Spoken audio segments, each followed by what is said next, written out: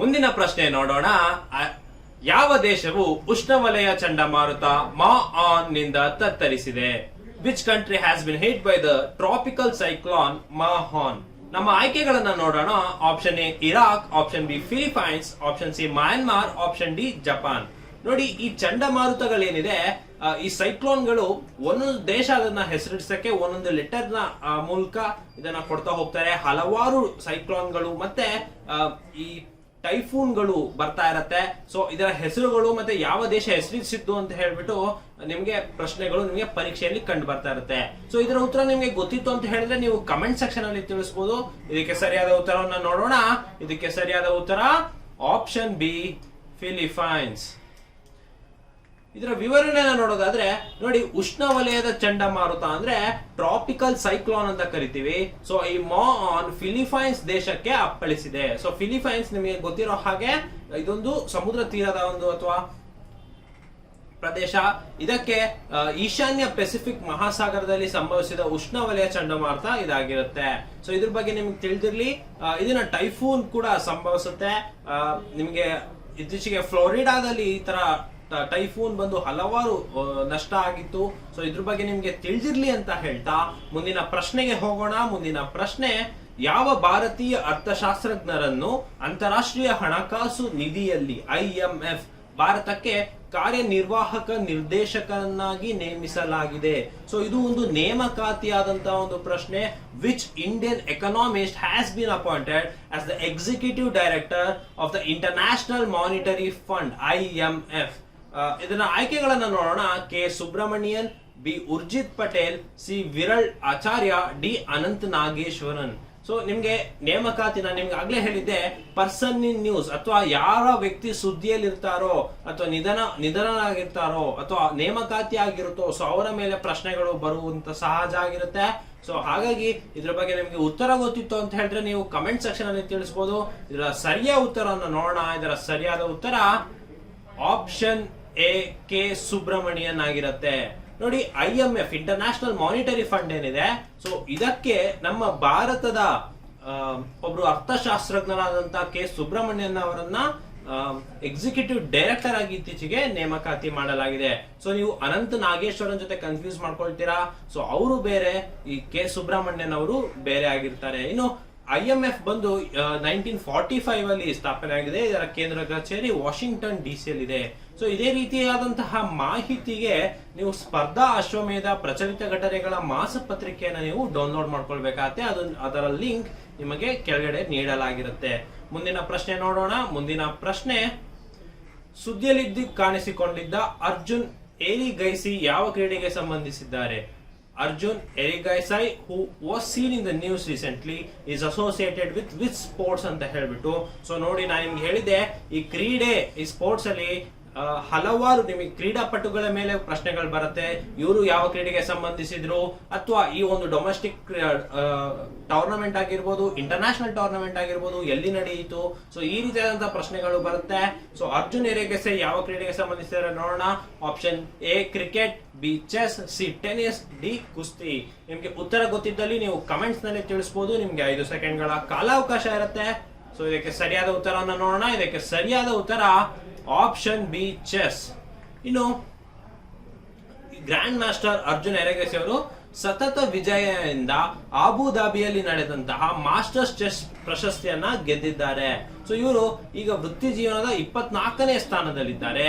So ಇದೇ ರೀತಿಯಾದಂತಹ ಮಾಹಿತಿಗೆ ನೀವು ಈ ರೀತಿ ಸ್ಪರ್ಧಾ ಅಶ್ವಮೇಧ ಮ್ಯಾಗಝೀನ್ ಅನ್ನ ನೀವು ನೋಡ್ಬೇಕಾಗತ್ತೆ. ಸೊ ಮುಂದಿನ ಪ್ರಶ್ನೆಯನ್ನ ನೋಡೋಣ. ಮುಂದಿನ ಪ್ರಶ್ನೆ, ಇತ್ತೀಚಿನ ಮಾಹಿತಿಯ ಪ್ರಕಾರ ಆಹಾರ ಧಾನ್ಯ ಉತ್ಪಾದನೆಯಲ್ಲಿ ಯಾವ ರಾಜ್ಯಗಳ ದೇಶದ ಅಗ್ರಸ್ಥಾನದಲ್ಲಿದೆ? Which states top the country in terms of food grain production as per the recent data? ಅಂದ್ರೆ ಈ ಆಹಾರ ಧಾನ್ಯ ಅಂತ ಏನ್ ಹೇಳ್ತೇವೆ, ಸೊ ಅದರ ಪ್ರೊಡಕ್ಷನ್ ಅಲ್ಲಿ ನಮ್ಮ ಭಾರತದಲ್ಲಿ ಯಾವ ಸ್ಟೇಟ್ ಅಗ್ರಸ್ಥಾನದಲ್ಲಿದೆ ಅಂತ ಹೇಳ್ಬಿಟ್ಟು ಪ್ರಶ್ನೆ. ಇದಕ್ಕೆ ನೋಡೋಣ. Options A Punjab Haryana, B Punjab ಮತ್ತು ಉತ್ತರ ಪ್ರದೇಶ, ಸಿ ಆಂಧ್ರ ಪ್ರದೇಶ್ ಮತ್ತು ಪಶ್ಚಿಮ ಬಂಗಾಳ, ಆಪ್ಷನ್ ಡಿ ಪಂಜಾಬ್ ಮತ್ತು ಹರಿಯಾಣ. ಸೊ ನಿಮಗೆ ಉತ್ತರ ಗೊತ್ತಿದ್ದಲ್ಲಿ ನೀವು ನಮ್ಮನ್ನ ಕಮೆಂಟ್ ಸೆಕ್ಷನ್ ಅಲ್ಲಿ ತಿಳಿಸಬಹುದು. ಇದಕ್ಕೆ ಸರಿಯಾದ ಉತ್ತರವನ್ನು ನೋಡೋಣ. ಇದಕ್ಕೆ ಸರಿಯಾದ ಉತ್ತರ ಪಂಜಾಬ್ ಮತ್ತು ಹರಿಯಾಣ. ನೋಡಿ, ಆಹಾರ ಧಾನ್ಯ ಏನ್ ಪ್ರೊಡಕ್ಷನ್ ಮಾಡ್ತಾ ಇದೀವಿ ಇದರ ಅಗ್ರಸ್ಥಾನದಲ್ಲಿ ಪಂಜಾಬ್ ಮತ್ತೆ ಹರಿಯಾಣ ಇವೆರಡು ಅಕ್ಕಪಕ್ಕದಲ್ಲಿದೆ. ಸೊ ನೀವು ಭಾರತದ ಮ್ಯಾಪ್ ಅನ್ನ ನೋಡಿದ್ರೆ ಸೊ ನಿಮಗೆ ಕಂಡು ಬರುತ್ತೆ. ಸೊ ಇದರಲ್ಲಿ ಅಕ್ಕಿ, ಗೋಧಿ, ಬೇಳೆಕಾಳು ಮತ್ತೆ ಒರಟಾದ ಧಾನ್ಯಗಳು ಕೂಡ ಒಳಗೊಂಡಿದೆ. ಆಹಾರ ಧಾನ್ಯ ಅಂತ ಹೇಳಿದ್ರೆ ಇದು 2022-23 ಖಾರಿಫ್ ಅಭಿಯಾನಕ್ಕೆ ಸೊ ಕೃಷಿ ಸಚಿವ ನರೇಂದ್ರ ಸಿಂಗ್ ತೋಮರ್ ಅವರೇನಿದ್ದಾರೆ ಇದಕ್ಕೆ ನವದೆಹಲಿಯಲ್ಲಿ ಚಾಲನೆಯನ್ನ ನೀಡಿದ್ದಾರೆ. ಸೊ ಇದು 314.51 ಮಿಲಿಯನ್ ಟನ್ ಅಷ್ಟು ಇದು 2021-22 ಫೈನಾನ್ಷಿಯಲ್ ಇಯರ್ ಅಲ್ಲಿ ಅಥವಾ ಫಿಸ್ಕಲ್ ಇಯರ್ ಅಲ್ಲಿ ಇದು ಆಹಾರ ಧಾನ್ಯವನ್ನು ಉತ್ಪಾದನೆ ಮಾಡಿದೆ ಮತ್ತು ಪಂಜಾಬ್ ಮತ್ತು ಹರಿಯಾಣ ಅಗ್ರಸ್ಥಾನದಲ್ಲಿದೆ. ಸೊ ಇಲ್ಲಿ ನಿಮ್ಗೆ ಗೊತ್ತಿರ್ಬೋದು ನಾವಿಲ್ಲಿ ಡೇಟಾವನ್ನ ಕೊಟ್ಟಿದ್ದೇವೆ. ಸೊ ಇದಕ್ಕೆ ಮತ್ತೆ 22-23 ಖಾರಿಫ್ ಅಭಿಯಾನ ಅಂದ್ರೆ ನಿಮ್ಗೆ ಗೊತ್ತಿರ್ಬೋದು ಖಾರಿಫ್ ಕ್ರಾಪ್ಸ್ ಅಂತ ಇರುತ್ತೆ, ರಾಬಿ ಕ್ರಾಪ್ಸ್ ಅಂತ ಇರುತ್ತೆ. ಸೊ ಇದ್ರ ಬಗ್ಗೆ ನಿಮ್ಗೆ ತಿಳಿದಿರ್ಲಿ. ಮುಂದಿನ ಪ್ರಶ್ನೆ ನೋಡೋಣ. ಭಾರತದ ಅಮೂರ್ತ ಸಾಂಸ್ಕೃತಿಕ ಪರಂಪರೆಯನ್ನು ಉತ್ತೇಜಿಸಲು ಯುನೆಸ್ಕೋನೊಂದಿಗೆ ಯಾವ ಭಾರತೀಯ ಕಂಪನಿಯು ಪಾಲುದಾರಿಕೆ ಹೊಂದಿದೆ ಅಂತ ಹೇಳ್ಬಿಟ್ಟು. ಸೊ ಏನ್ ಪ್ರಶ್ನೆ ಏನಿದೆ ಅಂತ ಹೇಳಿದ್ರೆ which Indian company has partnered with UNESCO to promote the intangible cultural heritage of India ಅಂತ ಹೇಳ್ಬಿಟ್ಟು. ಈ ನೋಡಿ ಏನು ಭಾರತದ ಅಮೂರ್ತ ಸಾಂಸ್ಕೃತಿಕ ಪರಂಪರೆ ಅನ್ನೋದೇನಿದೆ ಸೊ ಇದನ್ನ ಯುನೆಸ್ಕೋ ಜೊತೆಗೆ ಭಾರತದ ಯಾವ ಕಂಪನಿ ಇದರ ಪಾಲುದಾರಿಕೆ ಅಥವಾ ಕಂಪನಿ ಜೊತೆ ಪಾರ್ಟ್ನರ್ ಆಗಿದೆ ಅಂತ ಹೇಳ್ಬಿಟ್ಟು ಪ್ರಶ್ನೆ. ಇದರ ಆಪ್ಷನ್ಸ್ ಅನ್ನ ನೋಡೋಣ. Option A Tata company, option B royal Enfield, option C Microsoft, option D IBM. So ನಿಮಗೆ ಉತ್ತರ ಗೊತ್ತಿದ್ದಲ್ಲಿ ನೀವು ಕಮೆಂಟ್ ಸೆಕ್ಷನ್ ಅಲ್ಲಿ ತಿಳಿಸಬಹುದು. ಇದಕ್ಕೆ ಸರಿಯಾದ ಉತ್ತರವನ್ನು ನೋಡೋಣ. ಇದಕ್ಕೆ ಸರಿಯಾದ ಉತ್ತರ ರಾಯಲ್ ಎನ್ಫೀಲ್ಡ್. ಸೊ ಏನಂತ ಹೇಳಿದ್ರೆ ವಿಶ್ವಸಂಸ್ಥೆಯ ಒಂದು ಯುನೆಸ್ಕೋ ಅನ್ನೋದೇನಿದೆ ಅದು ಮತ್ತೆ ನಮ್ಮ ಭಾರತದ ಪ್ರಮುಖ ಮೋಟಾರ್ ಬ್ರ್ಯಾಂಡ್ ಆಗಿರುವಂತಹ ರಾಯಲ್ ಎನ್ಫೀಲ್ಡ್ ಇವೆರಡೂ ಸೇರ್ಕೊಂಡು intangible cultural heritage of India ಅಂತ ಹೇಳ್ಬಿಟ್ಟು ಹಿಮಾಲಯದಿಂದ ಈ ಕಾರ್ಯಕ್ರಮವನ್ನ ಆರಂಭಿಸಿದೆ. ಸೊ ಇದು 2003ರ ಯುನೆಸ್ಕೋ ಸಮಾವೇಶದಲ್ಲಿ 173 ದೇಶಗಳು ಇದಕ್ಕೆ ಒಂದಾಗಿತ್ತು. ಸೊ ಇದಕ್ಕೆ ಭಾರತದಲ್ಲಿ ಇವಾಗ ಇದನ್ನ ಪ್ರಮೋಟ್ ಮಾಡ್ಬೇಕಂತ ಹೇಳಿ ರಾಯಲ್ ಎನ್ಫೀಲ್ಡ್ ಕಂಪನಿ ಅದ್ರ ಜೊತೆಗೆ ಟೈ ಅಪ್ ಮಾಡ್ಕೊಂಡಿದೆ. ಸೊ ಇನ್ನು ಯುನೆಸ್ಕೋ ಯಾವಾಗ ಸ್ಥಾಪನೆ ಆಗಿದೆ ಅನ್ನೋದು ನಿಮಗೆ ಗೊತ್ತಿರುತ್ತೆ. ಎರಡನೇ ಮಹಾಯುದ್ಧ ನಂತರ 1945 ಅಲ್ಲಿ ಸ್ಥಾಪನೆ ಆಗಿತ್ತು. ಇದರ ಕೇಂದ್ರ ಕಚೇರಿ ಸದ್ಯದಲ್ಲಿ ಪ್ಯಾರಿಸ್ ನಲ್ಲಿದೆ. ಇದರ ಅಧ್ಯಕ್ಷರು ಯಾರಂತ ಹೇಳಿದ್ರೆ ಆಡ್ರೆ ಅಚೌಲೆ. ನೋಡಿ ಈ ರೀತಿಯಾದಂತ ಕೆಳಗಡೆ ಇದೆಯಲ್ಲ ಈ ವಿಚಾರ ಬಂದು ಸ್ಟ್ಯಾಟಿಕ್ ಜಿಕೆ ಆಗಿರುತ್ತೆ. ಸೊ ನೀವು ಯಾವುದೇ ಒಂದು ಪ್ರಚಲಿತ ಘಟನೆಯನ್ನ ಓದ್ತಿದ್ದೀರಾ ಅಂತ ಹೇಳಿದ್ರೆ ಅದಕ್ಕೆ ಸಂಬಂಧಪಟ್ಟಂತ ಒಂದು ಸ್ಟ್ಯಾಟಿಕ್ ಜಿಕೆ ಪಾರ್ಟ್ ಅನ್ನ ಕೂಡ ನೀವು ಓದ್ಕೋಬೇಕಾಗತ್ತೆ. ಸೊ ದಟ್ ಇವಾಗ ನೋಡಿ ಯುನೆಸ್ಕೋ ಮೇಲಿರುವಂತಹ ಪ್ರಶ್ನೆ, ಬಟ್ ಅವರು ಯುನೆಸ್ಕೋದ ಕೇಂದ್ರ ಕಚೇರಿ ಎಲ್ಲಿದೆ ಅಂತ ಕೇಳ್ತಾರೆ. ಸೊ ಇದು ನಿಮ್ಗೆ ಇದು ಹೇಗೆ ಪ್ರಚಲಿತ ಘಟನೆ ಆಗುತ್ತೆ? ಸೊ ಆಗೋದಿಲ್ಲ. ಆದ್ರೆ ಇದು ಪ್ರಚಲಿತ ಘಟನೆಗೆ ಲಿಂಕ್ ಆಗಿರುವಂತಹ ಒಂದು ಸ್ಟ್ಯಾಟಿಕ್ ಜಿಕೆ ಆಗುತ್ತೆ. ಸೊ ಹಾಗಾಗಿ ಈ ರೀತಿಯಾದಂತಹ ಪ್ರಶ್ನೆಗಳು ಕೂಡ ನಿಮ್ಗೆ ಪರೀಕ್ಷೆಯಲ್ಲಿ ಬರುತ್ತೆ. ಸೊ ಇದ್ರ ಬಗ್ಗೆ ನಿಮ್ಗೆ ತಿಳಿದಿರ್ಲಿ. ಮುಂದಿನ ಪ್ರಶ್ನೆ ನೋಡೋಣ. ಮುಂದಿನ ಪ್ರಶ್ನೆ, ಪ್ರಧಾನಿ ನರೇಂದ್ರ ಮೋದಿ ಅವರು ಯಾವ ರಾಜ್ಯದಲ್ಲಿ ಹೋಮಿ ಬಾಬಾ ಕ್ಯಾನ್ಸರ್ ಆಸ್ಪತ್ರೆ ಮತ್ತು ಸಂಶೋಧನಾ ಕೇಂದ್ರವನ್ನ ಉದ್ಘಾಟಿಸಿದ್ದಾರೆ? So prime minister Narendra Modi inaugurated Homi Bhabha cancer hospital and research centre in which state ಅಂತ ಹೇಳ್ಬಿಟ್ಟು. ಸೊ ಯಾವ ರಾಜ್ಯದಲ್ಲಿ ಹೋಮಿ ಬಾಬಾ ಕ್ಯಾನ್ಸರ್ ಹಾಸ್ಪಿಟಲ್ ಮತ್ತೆ ಸಂಶೋಧನಾ ಕೇಂದ್ರ ಆಗಿದೆ ಅಂತ ಹೇಳ್ಬಿಟ್ಟು. Option A Gujarat, B Rajasthan, C Punjab, D Haryana. So ನಿಮಗೆ ಉತ್ತರ ಗೊತ್ತಿದ್ದಲ್ಲಿ ನೀವು ಕಮೆಂಟ್ ಸೆಕ್ಷನ್ ಅಲ್ಲಿ ತಿಳಿಸಬಹುದು. ಸೊ ಇದಕ್ಕೆ ಸರಿಯಾದ ಉತ್ತರವನ್ನು ನೋಡೋಣ. ಸರಿಯಾದ ಉತ್ತರ ಆಪ್ಷನ್ ಸಿ ಪಂಜಾಬ್. ನೋಡಿ ಮೋದಿ ಅವರು ಇತ್ತೀಚೆಗೆ ಪಂಜಾಬ್ ನಲ್ಲಿ ಹೋಮಿ ಬಾಬಾ ಕ್ಯಾನ್ಸರ್ ಹಾಸ್ಪಿಟಲ್ ಮತ್ತೆ ರಿಸರ್ಚ್ ಸೆಂಟರ್ ಅನ್ನ ಸ್ಟಾರ್ಟ್ ಮಾಡಿದ್ದಾರೆ. ಸೊ ಇದು ಟಾಟಾ ಸ್ಮಾರಕ ಕೇಂದ್ರದಿಂದ 600 ಕೋಟಿ ವೆಚ್ಚದಲ್ಲಿ ಈ ಆಸ್ಪತ್ರೆಯನ್ನ ನಿರ್ಮಿಸಲಾಗಿದೆ. ಈ ಆಸ್ಪತ್ರೆಯಲ್ಲಿ ಕ್ಯಾನ್ಸರ್ಗೆ ಚಿಕಿತ್ಸೆ ಕೊಡಲು ಅತ್ಯಾಧುನಿಕ ಸೌಲಭ್ಯಗಳನ್ನ ಹೊಂದಿದೆ. ಸೊ ಇದು ಓಮಿ ಜಹಾಂಗೀರ್ ಬಾಬಾ ನಿಮ್ಗೆ ಗೊತ್ತಿರ್ಬೋದು. ಸೊ ಅವರ ಮೇಲೆ ಬಾಬಾ ಅಟಾಮಿಕ್ ರಿಸರ್ಚ್ ಸೆಂಟರ್ ಕೂಡ ಇದೆ. ಸೊ ನಿಮಗೆ ಗೊತ್ತಿರ್ಬೋದು. ಸೊ ಅವರ ಮೇಲೆ ಇಟ್ಟಿರುವಂತಹ ಹೆಸರಾಗಿದೆ. ಸೊ ಅವರನ್ನ ಭಾರತದ ಪರಮಾಣು ಕಾರ್ಯಕ್ರಮದ ಪಿತಾಮಹ ಅಂತ ಕೂಡ ಕರೀತಾರೆ. ಸೊ ಇದ್ರ ಬಗ್ಗೆ ನಿಮಗೆ ತಿಳಿದಿರ್ಲಿ. ಸೊ ಅವರ ಹೆಸರಲ್ಲೇ ಈಗ ಒಂದು ಕ್ಯಾನ್ಸರ್ ಹಾಸ್ಪಿಟಲ್ ಮತ್ತೆ ಸಂಶೋಧನಾ ಕೇಂದ್ರವನ್ನ ಇತ್ತೀಚೆಗೆ ಪಂಜಾಬ್ ನಲ್ಲಿ ನರೇಂದ್ರ ಮೋದಿ ಅವರು ಉದ್ಘಾಟಿಸಿದ್ದಾರೆ. ಸೊ ಇದ್ರ ಬಗ್ಗೆ ನಿಮ್ಗೆ ಮಾಹಿತಿ ಇರಲಿ ಅಂತ ಹೇಳ್ಬಿಟ್ಟು. ಸೊ ಮುಂದಿನ ಪ್ರಶ್ನೆ ನೋಡೋಣ. ಮುಂದಿನ ಪ್ರಶ್ನೆ, DNTಗಳ ಆರ್ಥಿಕ ಸಬಲೀಕರಣಕ್ಕಾಗಿ ಯಾವ ಕೇಂದ್ರ ಸಚಿವಾಲಯವು ಯೋಜನೆಯನ್ನ ಪ್ರಾರಂಭಿಸಿತು? Which union ministry launch the scheme of economic empowerment of DNTS ಅಂತ ಹೇಳ್ಬಿಟ್ಟು. ಸೊ ಇದ್ರ ಬಗ್ಗೆ ಆಪ್ಷನ್ಸ್ ಅನ್ನ ನೋಡೋಣ. ಬುಡಕಟ್ಟು ವ್ಯವಹಾರಗಳ ಸಚಿವಾಲಯ, ಸಾಮಾಜಿಕ ನ್ಯಾಯ ಮತ್ತು ಸಬಲೀಕರಣ ಸಚಿವಾಲಯ, ಆರೋಗ್ಯ ಮತ್ತು ಕುಟುಂಬ ಕಲ್ಯಾಣ ಸಚಿವಾಲಯ, ಗೃಹ ಸಚಿವಾಲಯ. ಓಕೆ, ಇದಕ್ಕೆ ಉತ್ತರವನ್ನ ನೋಡೋಣ. ಇದಕ್ಕೆ ಸರಿಯಾದ ಉತ್ತರ ಬಂದು ಸಾಮಾಜಿಕ ನ್ಯಾಯ ಮತ್ತು ಸಬಲೀಕರಣ ಸಚಿವಾಲಯ. ಸೊ ನೀವು ಇದಕ್ಕಿಂತ ಮುಂಚೆ ನೀವು DNT ಸೀಡ್ ಅಂತ ಏನ್ ನೀವು ಕ್ವಶನ್ ಅಲ್ಲಿ ನೋಡಿದ್ರಿ, ಇದರ ಅರ್ಥವನ್ನ ನೀವು ತಿಳ್ಕೊಬೇಕಾಗತ್ತೆ. ಈ DNT ಅಂತ ಹೇಳಿದ್ರೆ ಡಿನೋಟಿಫೈಡ್ ಟ್ರೈಬ್ ಅಂತ ಹೇಳ್ಬಿಟ್ಟು ಕರೀತಾರೆ. ಸೊ ಸೀಡ್ ಅಂತ ಹೇಳಿದ್ರೆ scheme for economic and empowerment of DNTs ಅಂತ ಹೇಳ್ಬಿಟ್ಟು. DNT ಅಂತ ಹೇಳಿದ್ರೆ ಡಿನೋಟಿಫೈಡ್ ಟ್ರೈಬ್. ಏನು ಈ ಅಲೆಮಾರಿಗಳು ಮತ್ತೆ ಅರೆ ಅಲೆಮಾರಿಗಳು ಇರ್ತಾರೆ, ಸೊ ಅವರ ಎಂಪವರ್ಮೆಂಟ್ಗಾಗಿ ಈ ಸೀಡ್ ಅಂತ ಹೇಳ್ಬಿಟ್ಟು scheme for economic and empowerment development of DNTs ಅಂತ ಏನಿದೆ, ಸೊ ಇದು ಸೀಡ್ ಅಂತ ಹೇಳ್ಬಿಟ್ಟು. ಸೊ ಇದರ ಯಾವ ಸಚಿವಾಲಯದ ಅಡಿ ಬರುತ್ತೆ ಅಂತ ಹೇಳಿದ್ರೆ, ಇದು ಕೇಂದ್ರ ಸಾಮಾಜಿಕ ನ್ಯಾಯ ಮತ್ತು ಸಬಲೀಕರಣ ಸಚಿವಾಲಯದ ಅಡಿ ತಮ್ಮ ಸಚಿವರಾದಂತಹ ಡಾಕ್ಟರ್ ವೀರೇಂದ್ರ ಕುಮಾರ್ ಅವರು ಈ DNTಗಳ ಸಬಲೀಕರಣಕ್ಕಾಗಿ ಯೋಜನೆಯನ್ನ ಪ್ರಾರಂಭಿಸಿದ್ದಾರೆ. ಸೊ ಈ ಡಿನೋಟಿಫೈಡ್ ಅಲೆಮಾರಿ ಅಥವಾ ಅರೆ ಅಲೆಮಾರಿ ಸಮುದಾಯದ ಒಂದು ಕಲ್ಯಾಣ ಏನಿದೆ, ಸೊ ಅದು ಇತ್ತೀಚೆಗೆ ಸಾಮಾಜಿಕ ನ್ಯಾಯ ಮತ್ತು ಸಬಲೀಕರಣ ಸಚಿವಾಲಯದ ಅಡಿಯಲ್ಲಿ ಇದು ಕಲ್ಯಾಣಕ್ಕಾಗಿ ಕೆಲಸವನ್ನ ಮಾಡತ್ತೆ. ಸೊ ಇದ್ರ ಬಗ್ಗೆ ನಿಮ್ಗೆ ತಿಳಿದಿರ್ಲಿ ಅಂತ ಹೇಳ್ತಾ ಮುಂದಿನ ಪ್ರಶ್ನೆಯನ್ನ ನೋಡೋಣ. ಮುಂದಿನ ಪ್ರಶ್ನೆ, ಯಾವ ಸಂಸ್ಥೆಯು ಲಘು ಯುದ್ಧ ಹೆಲಿಕಾಪ್ಟರ್ ಗಳನ್ನ ಅಭಿವೃದ್ಧಿಪಡಿಸಿದೆ? So which organisation manufacture the light combat helicopter? Options ನೋಡೋಣ. DRDO, HAL, BEL, ISRO. ನೋಡಿ, ಯಾವುದೇ ಒಂದು ಡಿಫೆನ್ಸ್ ರಿಲೇಟೆಡ್ ಆದಂತಹ ನೀವು ಕ್ಷಿಪಣಿ ಇರ್ಬೋದು, ಅಥವಾ ಅದನ್ನ ಎಲ್ಲಿ ಟೆಸ್ಟ್ ಮಾಡ್ತಿದ್ದಾರೆ ಒರಿಸ್ಸಾದಲ್ಲಿ ಇರ್ಬೋದು, ಅಥವಾ ಅದು ಯಾವ ಕಂಪನಿಯಿಂದ ತಯಾರಾಗಿದೆ ಅಥವಾ ಯಾವ ದೇಶದಿಂದ ಅದನ್ನ ಆಮದು ಮಾಡಲಾಗಿದೆ ಅಂತ ಹೇಳ್ಬಿಟ್ಟು ನೀವು ತಿಳ್ಕೊಂಡಿರ್ಬೇಕಾಗತ್ತೆ. ಸೊ ಇಲ್ಲಿ ಲೈಟ್ ಕಾಂಬ್ಯಾಟ್ ಹೆಲಿಕಾಪ್ಟರ್ ಅನ್ನೋದೇನಿದೆ, ಸೊ ಇದು ಯಾವ ಸಂಸ್ಥೆಯಿಂದ ಇದು ತಯಾರಾಗಿದೆ ಅಂತ ಹೇಳ್ಬಿಟ್ಟು ಕೇಳ್ತಾ ಇದ್ದಾರೆ. ಸೊ ಉತ್ತರ ಗೊತ್ತಿದ್ರೆ ತಿಳಿಸಿ. ಇದಕ್ಕೆ ಸರಿಯಾದ ಉತ್ತರ ನೋಡೋಣ. ಇದಕ್ಕೆ ಸರಿಯಾದ ಉತ್ತರ ಆಪ್ಷನ್ ಬಿ, HAL. ಸೊ ಇದು HAL ನಮ್ಮ ಬೆಂಗಳೂರಿನಲ್ಲಿದೆ. ಸೊ ಏನು ಈ ಫೆಬ್ರವರಿ 27, 2028ರಂದು ರಕ್ಷಣಾ ಸಚಿವಾಲಯದಂತ ರಾಜನಾಥ್ ಸಿಂಗ್ ಅವರು ಬೆಂಗಳೂರಿನಲ್ಲಿ ಈ ಲೈಟ್ ಕಾಂಬ್ಯಾಟ್ ಹೆಲಿಕಾಪ್ಟರ್ ಅಂತ ಏನಿದೆ ಇದರ ಉತ್ಪಾದನೆಯನ್ನ ಸ್ಟಾರ್ಟ್ ಮಾಡಿದ್ದಾರೆ. ಸೊ ಅದನ್ನ ಉದ್ಘಾಟನೆ ಮಾಡಿದ್ದಾರೆ. ಇದು ಮೇಕ್ ಇನ್ ಇಂಡಿಯಾಗೆ ಒಂದು ಉಪಯುಕ್ತವಾದಂತ ಒಂದು ಭಾಗ ಆಗಿದೆ. ಸೊ ಈ ಲೈಟ್ ಕಾಂಬ್ಯಾಟ್ ಹೆಲಿಕಾಪ್ಟರ್ ಅಲ್ಲಿ ಏನಿರುತ್ತೆ ಅಂತ ಹೇಳಿದ್ರೆ, ಇದೊಂದು 2 ಇಂಜಿನ್ ಇರುವಂತಹ ಒಂದು ಇತ್ತೀಚಿನ ತಾಂತ್ರಿಕ ಲಕ್ಷಣಗಳನ್ನ ಹೊಂದಿದೆ. ಸೊ ಇದು ಭಾರತವು 2024ರ ವೇಳೆಗೆ ಅಂದ್ರೆ ಮುಂದಿನ 2 ವರ್ಷದ ಒಳಗೆ 35,000 ಕೋಟಿ ರೂಪಾಯಿಗಳು ಇದಕ್ಕೆ ಇನ್ವೆಸ್ಟ್ಮೆಂಟ್ ಅನ್ನ ಮಾಡ್ತಾರೆ. ಸೊ ಭಾರತೀಯ ವಾಯುಪಡೆ ದಿನ ಯಾವಾಗ ಅಂತ ಕೇಳಿದ್ರೆ ಅದು ಅಕ್ಟೋಬರ್ 8. ಇದು ಸಹ ನಿಮಗೆ ತಿಳಿದಿರ್ಲಿ. ನಿಮಗೆ ಹೇಗೆ ಈಗ ಡಿಫೆನ್ಸ್ ರಿಲೇಟೆಡ್ ಕೇಳ್ತಾ ಇದ್ದಾರೆ ಅಂದಾಗ, ಸೊ ಭಾರತೀಯ ವಾಯುಪಡೆ ದಿನ ಯಾವಾಗ, ಸೊ ಆರ್ಮಿ ಡೇ ಯಾವಾಗ, ಸೊ ನೇವಿ ಡೇ ಯಾವಾಗ, ಈ ರೀತಿಯಾದಂತಹ ಪ್ರಶ್ನೆಗಳು ಸಹ ನಿಮಗೆ ಬರುತ್ತೆ. ಸೊ ಹಾಗಾಗಿ ಈ ಲೈಟ್ ಕಾಂಬ್ಯಾಟ್ ಹೆಲಿಕಾಪ್ಟರ್ HAL ನಿಂದ ಮಾಡ್ತಾ ಇದ್ದಾರೆ.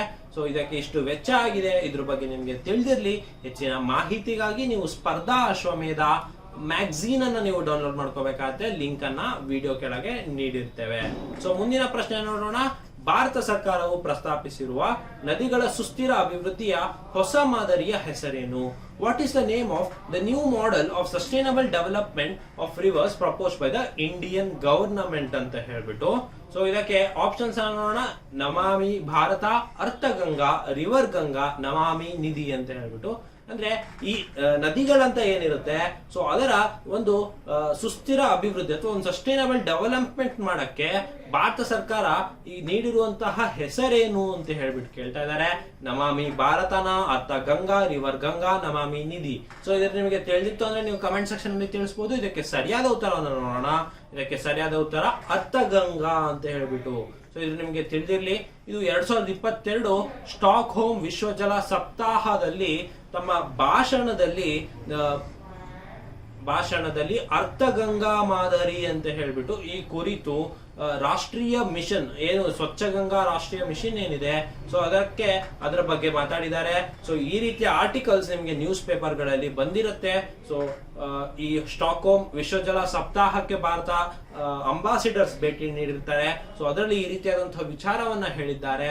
ಸೊ ಇದ್ರ ಬಗ್ಗೆ ನಿಮ್ಗೆ ತಿಳಿದಿರ್ಲಿ ಅಂತ ಹೇಳ್ತಾ ಮುಂದಿನ ಪ್ರಶ್ನೆಯನ್ನ ನೋಡೋಣ. ಮುಂದಿನ ಪ್ರಶ್ನೆ, ರಾಷ್ಟ್ರೀಯ ಕ್ರೀಡಾ ದಿನ ಅಥವಾ ರಾಷ್ಟ್ರೀಯ ಖೇಲ್ ದಿವಸ್ ಅನ್ನು ಯಾವ ಕ್ರೀಡಾಪಟುವಿನ ಜನ್ಮ ವಾರ್ಷಿಕೋತ್ಸವ ನೆನಪಿಗಾಗಿ ಆಚರಿಸಲಾಗುತ್ತೆ. ನೋಡಿ, ನ್ಯಾಷನಲ್ ಸ್ಪೋರ್ಟ್ಸ್ ಡೇ ಏನಿದೆ ಅವ್ರ ರಾಷ್ಟ್ರೀಯ ಖೇಲ್ ದಿವಸ್ ಅಂತ ಏನ್ ಕರಿತೀವಿ, ಈ celebrated to commemorate the birth anniversary of which sports person ಅಂತ. ಅಂದ್ರೆ ನಾವು ನೋಡಿ, ಒಂದು ಸೈನ್ಸ್ ಡೇ ಅಂತ ಮಾಡಿದ್ರೆ ಅಥವಾ ಏನೋ ಒಂದು ಸ್ಟ್ಯಾಟಿಸ್ಟಿಕ್ಸ್ ಡೇ ಅಂತ ಮಾಡಿದ್ರೆ ಅದು ಯಾರೋ ಒಬ್ರು ಸಾಧನೆಗೈದ ವ್ಯಕ್ತಿಯ ಹುಟ್ಟಿದಬ್ಬದಂದು ನಾವು ಅದರ ಕೊಮಾಮರೇಟ್ ಮಾಡ್ಲಿಕ್ಕೆ ಅಥವಾ ಅವರಿಗೆ ಸ್ಮರಿಸಲು ಅವತ್ತಿನ ದಿನ ಆಚರಿಸ್ತೀವಿ. ಸೊ ಹಾಗಾದ್ರೆ ಈ ನ್ಯಾಷನಲ್ ಸ್ಪೋರ್ಟ್ಸ್ ಡೇ ಅನ್ನೋದೇನಿದೆ, ಸೊ ಅದು ಯಾವ ವ್ಯಕ್ತಿಯ ಜನ್ಮದಿನಕ್ಕಾಗಿ ನಾವು ಅದನ್ನ ಆಚರಿಸ್ತೇವೆ ಅಂತ ಹೇಳ್ಬಿಟ್ಟು, ಸೊ ಆಪ್ಷನ್ಸ್ ಅನ್ನ ನೋಡೋಣ.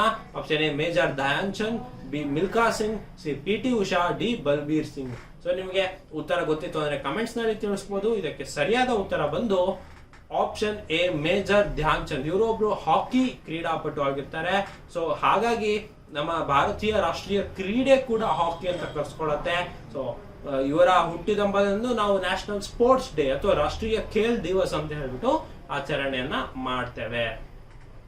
ಇನ್ನೊಂದಿಷ್ಟು ವಿಚಾರಗಳನ್ನ ನಾನು ನಿಮಗೆ ಹೇಳೋದಾದ್ರೆ, ಸೊ ಈ ಮೇಜರ್ ಧ್ಯಾನ್ ಚಂದ್ ಅವರು 1928, 32 ಮತ್ತೆ 36 ರಲ್ಲಿ ನಡೆದಂತ ಒಲಿಂಪಿಕ್ಸ್ ನಲ್ಲಿ ಭಾರತಕ್ಕೆ ಚಿನ್ನದ ಪದಕವನ್ನ ತರಿಸ್ಕೊಡ್ತಾರೆ. ಹಾಗೇನೆ ಇವರ ಆತ್ಮಚರಿತ್ರೆ ಹೆಸರು ಗುರಿ ಅಂತ ಹೇಳ್ಬಿಟ್ಟು. ಸೊ ಇದು ನೀವು ಹಲವಾರು ಪರೀಕ್ಷೆಗಳಲ್ಲಿ ಗಮನಿಸಿರ್ತೀರಾ. ಬುಕ್ಸ್ ನ ಕೊಟ್ಟಿರ್ತಾರೆ, ಆಟೋಬಯೋಗ್ರಫಿಕ್ಸ್ ನ ಕೊಟ್ಟಿರ್ತಾರೆ, ಸೊ ಅದರ ಆಥರ್ಸ್ ನ ಕೊಟ್ಟಿರ್ತಾರೆ. ಸೊ ಅದನ್ನ ನೀವು ಮ್ಯಾಚ್ ಮಾಡ್ಬೇಕಾಗಿರುತ್ತೆ. ಅಥವಾ ಡೈರೆಕ್ಟ್ ಆಗಿ ಕೇಳ್ತಾರೆ, ಸೊ ಮೇಜರ್ ಧ್ಯಾನ್ ಚಂದ್ ಅವರ ಆತ್ಮಚರಿತ್ರೆ ಯಾವುದು ಅಂತ ಹೇಳ್ಬಿಟ್ಟು. ಸೊ ಈ ರೀತಿಯಾದ ಪ್ರಶ್ನೆಗಳನ್ನ ಸಹ ನೀವು ಓದ್ಕೋಬೇಕಾಗತ್ತೆ. ಸೊ ಹೆಚ್ಚಿನ ಮಾಹಿತಿಗಾಗಿ ನೀವು ಸ್ಪರ್ಧಾ ಅಶ್ವಮೇಧ ಮ್ಯಾಗಝೀನ್ ಅನ್ನ ಡೌನ್ಲೋಡ್ ಮಾಡ್ಕೋಬೇಕಾಗತ್ತೆ. ಮುಂದಿನ ಪ್ರಶ್ನೆಯನ್ನ ನೋಡೋಣ.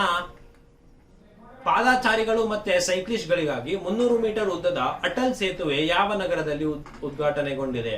So the 300 meter long Atal Bridge for pedestrians and cyclists has been inaugurated in which city? ನೋಡಿ, ಸೈಕ್ಲಿಸ್ಟ್ ಈಗ ಹೇಗೆ ಗಾಡಿಗಳು ಭಾರಿ ಆಗಿರೋದ್ರಿಂದ ಸೊ ನಿಮಗೆ ಟ್ರಾಫಿಕ್ ಆಗ್ತಾ ಇರತ್ತೆ.